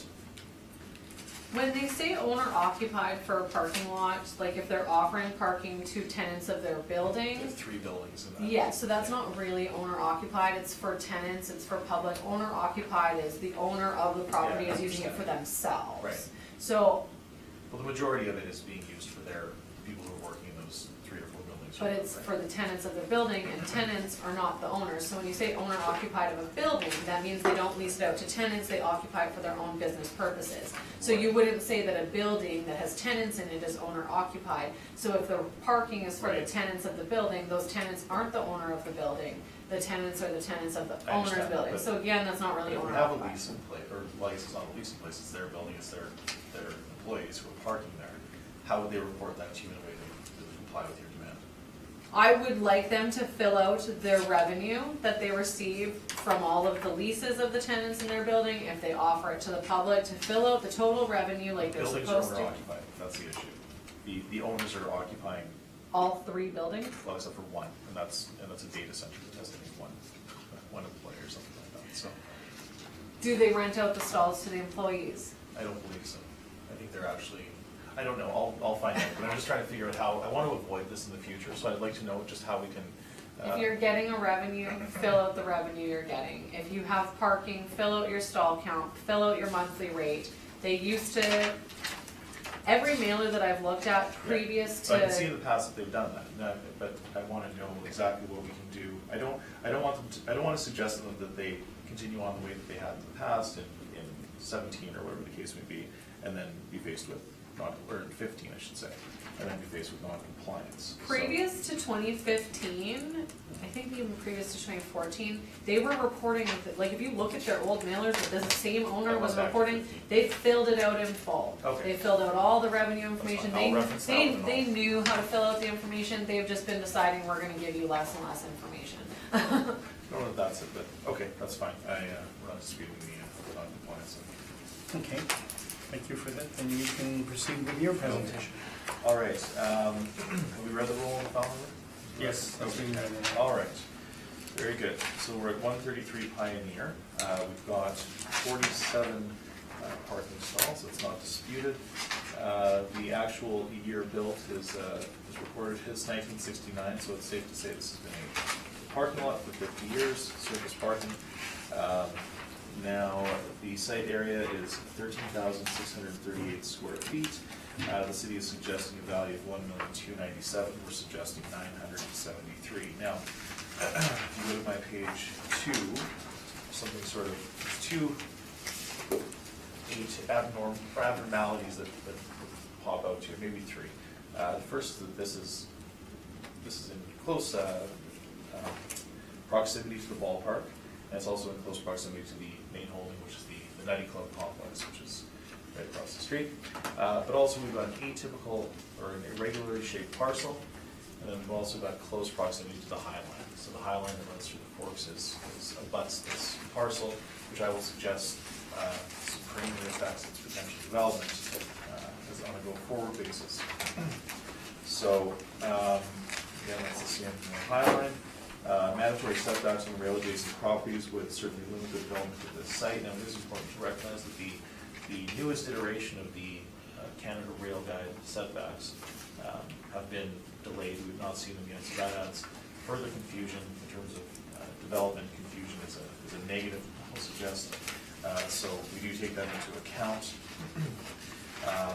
The NOI, again, for the purposes of this exercise, we believe that the assessment department's potential income is within range, so we've applied that $58,374. But again, where we diverge is on the cap rate. We're suggesting this is generally a good area to develop, but we do have that high line that becomes a problem. So we have used a 6% cap rate. That's an adjustment upwards. To come to an indicated value of $972,900, rounded to $973,000. So again, the main issues here, not to belabor the point, but we are servicing the main holding, which is the Nutty Club compound across the street, and we do have limited potential development in the future based on the proximity to the Highline. So with those points taken into consideration, we believe that a value of $973,000 is appropriate. Thank you. Okay, questions?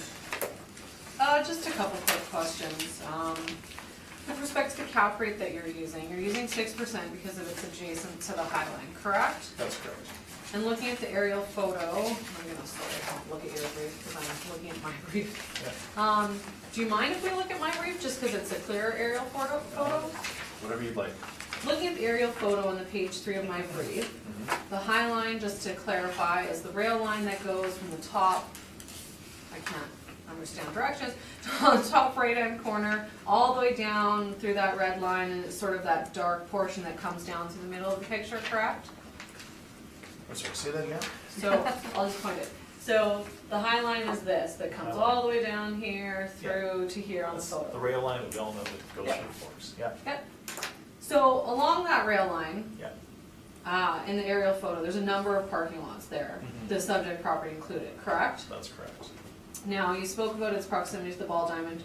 You would agree that there's a number of parking lots on a number of different rolls right beside the subject property at the Ball Diamond, correct? There's a number of parking lots that serve the ballpark, yeah. There's even one on Import called the Gold Ice parking lot, right? Yeah.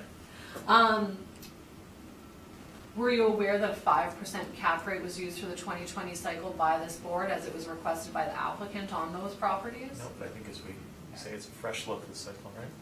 For 2020. That was this Sorry. cycle. Oh, okay, I'm not aware of that. I'm suggesting, I have a history of working with properties that are adjacent to rail lines, and I'll suggest to you that the development potential is supremely impeded based on the mandatory setbacks. So it would be my view that a 6% is probably, we have to use something that's probably generous, but yeah, 6% is appropriate here. Are you aware that Altus handled the property at 170 William Stevenson Way, this large triangular parcel for 2020? And its argument at that hearing was that a 5% cap rate should be applied and not 4.5 because of its proximity to the High Line, and 5% was actually applied by the board. That very well could be. That wasn't my analysis, and I haven't seen. Now, what's interesting is when we look at the setbacks, it's not based on. Just let me finish. When it's not based on where the actual line ends. It's where the parcel ends, right? So when we look at my brief, where you look at this parcel, okay, this parcel comes down to right where the cars are parking. At a minimum, we have a 90 to 100 foot setback, but we don't know what these rules are going to be, these regulations are going to be going forward, because we're not talking about a setback in grade, we're talking about a setback from a high line. The new rail guide has not come out yet. There's some question about how we're going to transport oil through this country, and whether it be by rail or through pipelines. And I would suggest that if it is by rail, then we might see an increase in the mandatory setbacks, which would effectively reduce this development potential of this parcel significantly. Now, the unfortunate part is that the irregular section of this parcel is the part that's least developable. So I'm suggesting that this parcel is going to face development issues, and that's how we're basing the cap rates for interim use on surface parking. Then that has to be taken into consideration, and certainly would be a market view. Are you aware of any development that's adjacent to the High Line or in close proximity to the High Line? Not that's been undertaken as of yet. So you're not aware of the Richardson development that's right on the top corner of this property that used to be 2 parking lots operated by Richardson on the corner of, what is this? Westbrook Street and Lombard. So this corner was previously 2 parking lots operated by Richardson. They were service parking lots, and it's currently been merged, and they're developing that new innovation center there. Right, but that's not abutting the High Line. The building is not, there's a setback from the High Line. But the parcel, there is development potential. Sure, okay, there may be development potential, but what I'm saying is, you may only be able to use half of this based on the mandatory setbacks. Right, so it's gonna supremely impede the amount of square footage that could be developed, and then to further complicate that, the parcel that you have left, once you carve the setback off, is atypical. So I would suggest that the development potential of this property would be an issue. You also indicated you're using 6% because that was what was used last cycle, and you haven't seen any changes, is that correct? I don't, did I say that we're using 6% last time? You have presented all morning that you have seen no compression in cap rate, therefore No you're using compression the in same cap cap rates. rates No, from I- 2018 to 2020. This one would be adjusted upwards for its proximity to the High Line. You mentioned that. I'm looking at a site-specific issue here, and I think the proximity to the High Line does merit an upward adjustment to your cap rate. But you used 6% on this property for the 2018, did you not? I did not represent this property in 2016. Okay. Very, Are you aware that this property requested a value in 2018 of $1,167,000? I was not with this firm in 2018, so I'm not sure what happened prior to this cycle. It was absolutely an Altus appeal in 2018, and it was handled by Mr. Marcelo Navarro. Yeah, no, I quite clearly said that I was not with the firm in 2018. I thought you said that this No, wasn't no. handled by You're Altus. asking if I was My aware. apologies. Okay, those are my questions, thank you, Mr. Chairman. Okay, Kent, any questions? Just a question of this highlight. Yeah. Expectation that there's a possible risk here because the close proximity to the rail line Yes. cuts off a portion, which if you look at the picture in your presentation here, the top picture, Yeah. would cut off a portion on the left-hand side of the rail line, you see that line. It comes through Yeah, there. so if you look at So traditionally, they've used 30 meters, but that's, or, sorry, 30 feet, but that's a grade. Yeah, but that has to be, I mean, if you think about a potential derailment or something like that, but you would have, you'd have berms generally next to, not berms, but gullies that would mitigate any sort of issues with derailments at grade. That becomes a different issue when we're on a high line, right? So I know that we start to talk about crash walls, things like that. And then we also have to, for future development next to this high line, you'd also have to do environmental testing, which would further complicate the next potential use. So anyways, sorry, to answer your question, we would look at the parcel line. That's where the rail guides start. It's not from the actual rail, it's from the parcel line.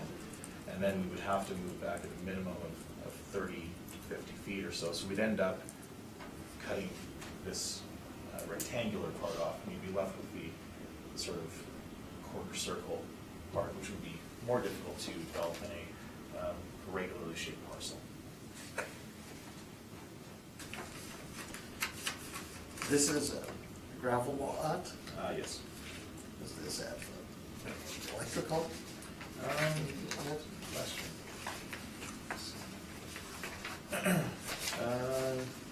No, I don't believe it does. No, I don't believe it does. Check my notes. I'll make sure I'm not misspeaking. No, I don't believe it does.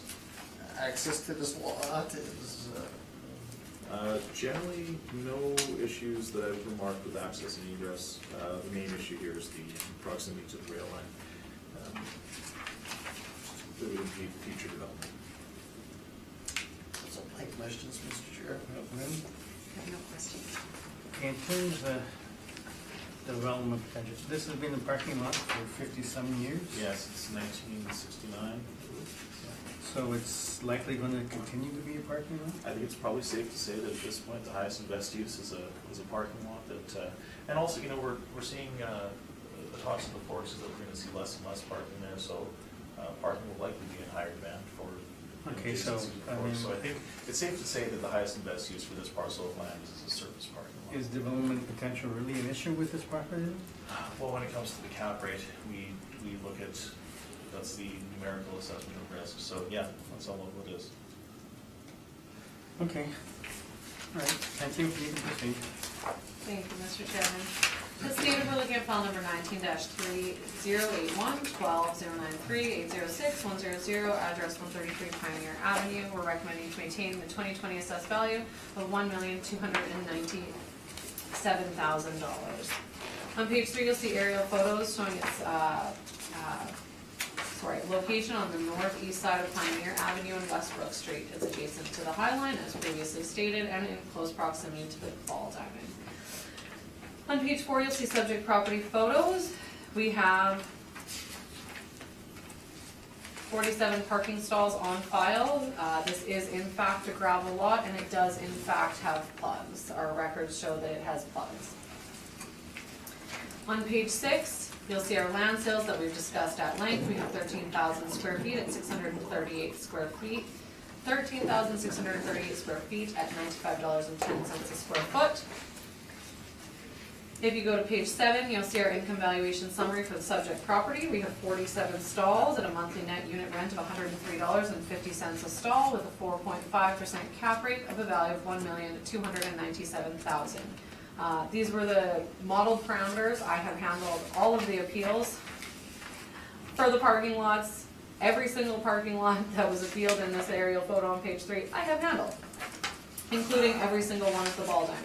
I defended our modeled parameters at $103.50 and a 4.5% cap rate. On the bottom of page 7, these are our exchange parking comparables. They are in very close proximity to the subject property. They have a wide range, and we are at $103.50 a stall, which I think is very appropriate. We are at 4.5% cap rate because this is in our inner downtown parking model. As I stated, I have defended 4.5%.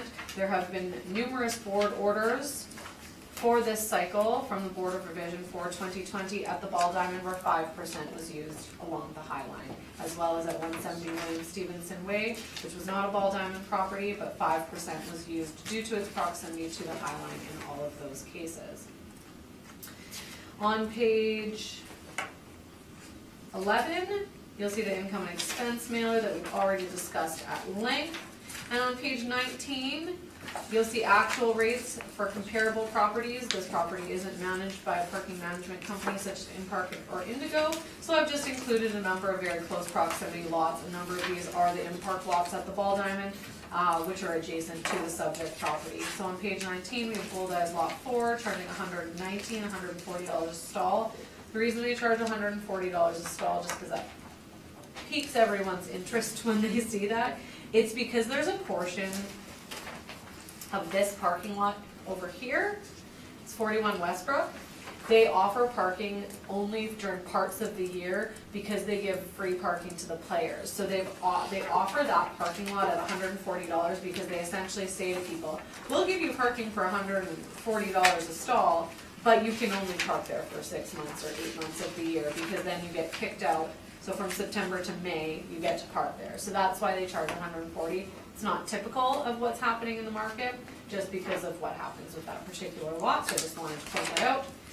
Page 21, Water and Pioneer, $190 a stall. Lombard and Mill, $220 and $135, and so on and so forth. Again, we have 4.5% as the cap rate for our inner downtown. That's what I continuously defend. The applicant is using 6%, so it's up to you guys to decide what you think is appropriate. That's my presentation. I'm happy to answer any questions. Questions? Sure. Now, have you taken the proximity to the High Line into account in your valuation? Again, we put our model parameter is 4.5%. I have not taken into account in our valuation. I don't think 6% is appropriate. That's not even the cap rate that we use in the suburban model. Based on the 2020 board decisions on everything that is adjacent to the High Line, a 5% is used. Based on everything we've seen here today, do you not think that a $95 per square foot rate is extremely high? No. You don't? Okay.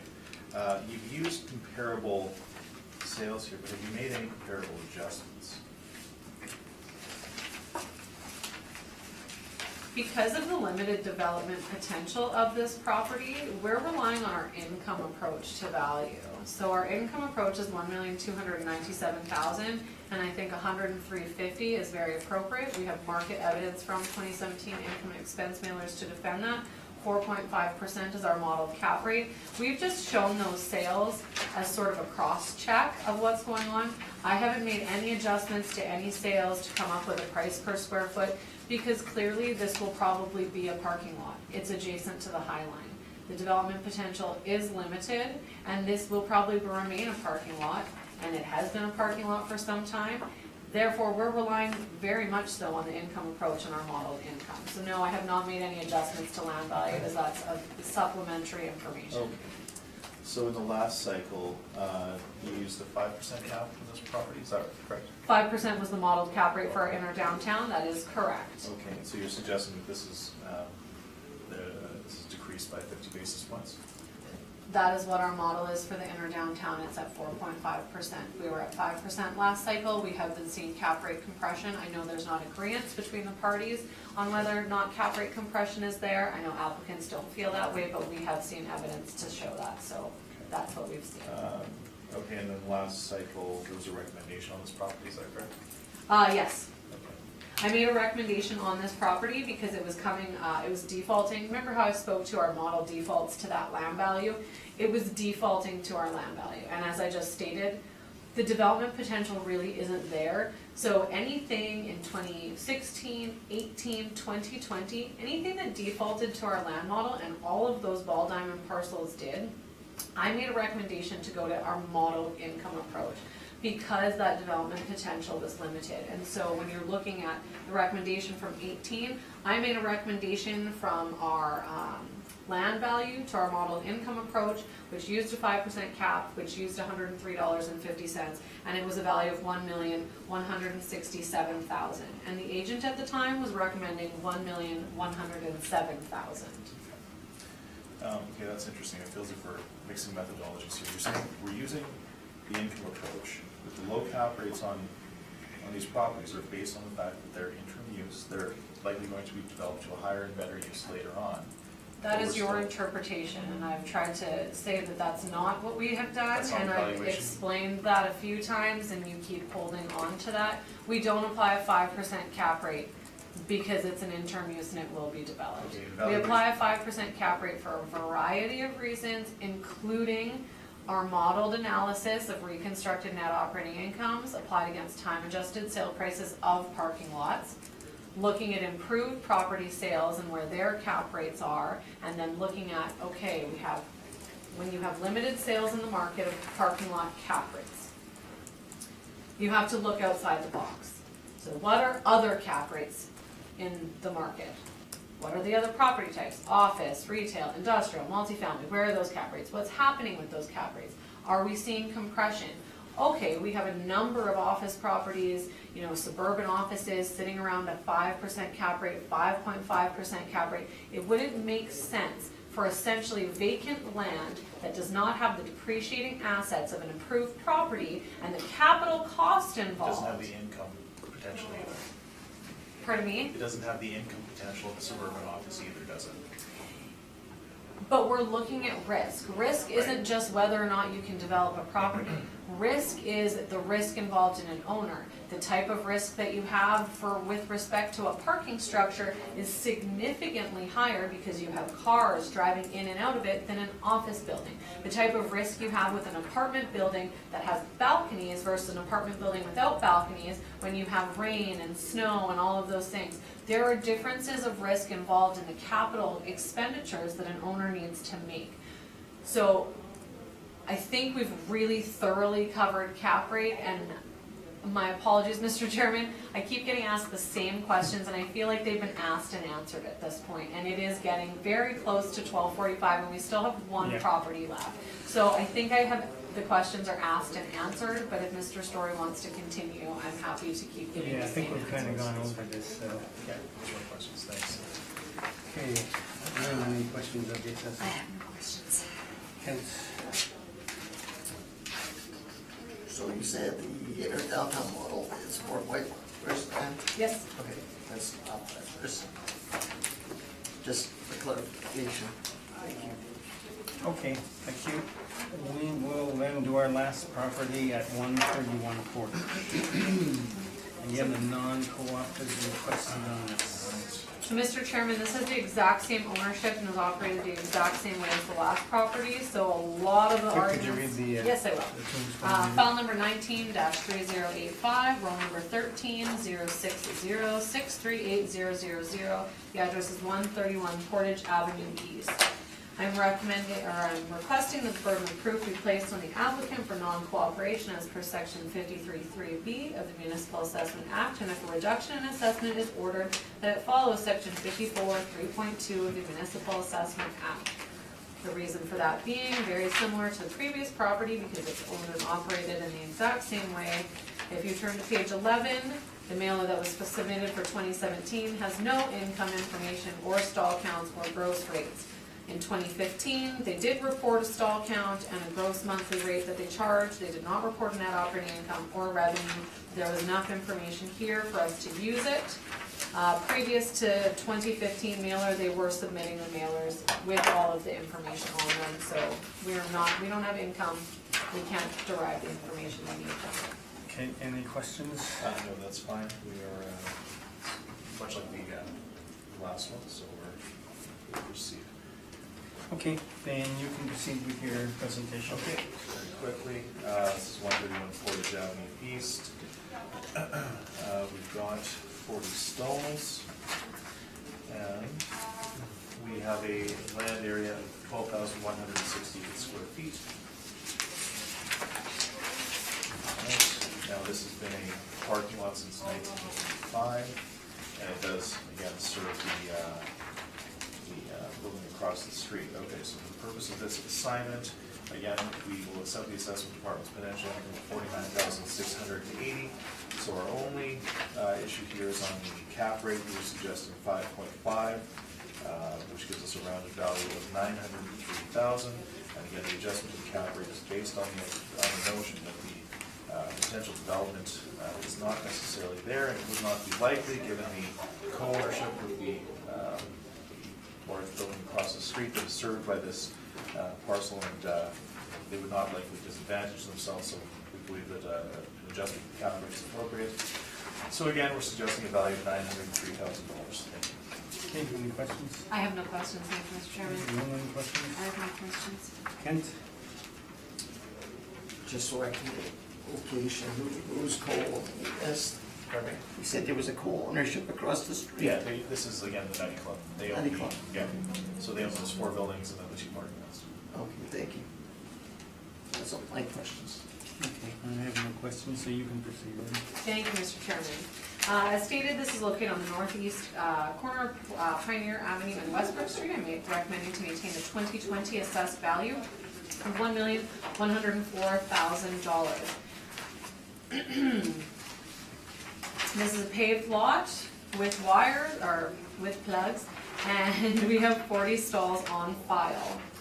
Aerial photos are on page 3, subject property photos are on page 4.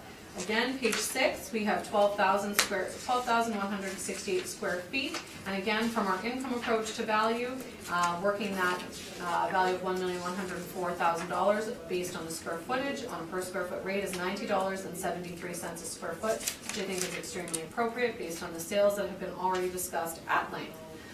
On page 7, we have our income valuation summary. We have 40 stalls with a monthly net unit rent of $103.50 a stall, and we have a cap rate of 4.5%, which is the cap rate for our inner downtown parking model. Again, our income comparables are on the bottom of page 7.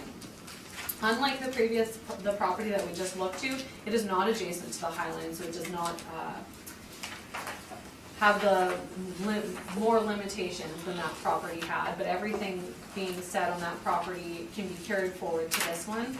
Again, I have defended all of these properties using 4.5% cap rate, and in this area, in close proximity to the ball diamond, the only 5% cap rates that have been applied this cycle from this board were ones that were directly adjacent to the Highline. Cap rates that have been applied have either been 4.5% or 4.75 from the decisions of this board this cycle. I think 4.5% is appropriate, and pending any questions, that's my presentation. Any questions? Just very quickly, 5% last time, 4.5. That was our model, and we're on our model again. That's fine, and you made a rec last time, and that's, I went from land to our income model, which was the same parameters, same income, different cap rate. okay, and no adjustment to the cap rate based on limited development based on co-ownership, correct? Same as the other ones. I don't think there's a limited development potential based on co-ownership. I agree that there is limited development potential with respect to a Highline. I don't think that there's limited development potential. This is a corner lot. Those are my questions, thank you. Okay. Lynn, any questions? I have no questions. Kent? No questions, Mr. Chair. Okay, that concludes today's hearing, so thank you for your presentations. Thank you very much. We're probably gonna get the boot to make our decisions. Thank you for your time.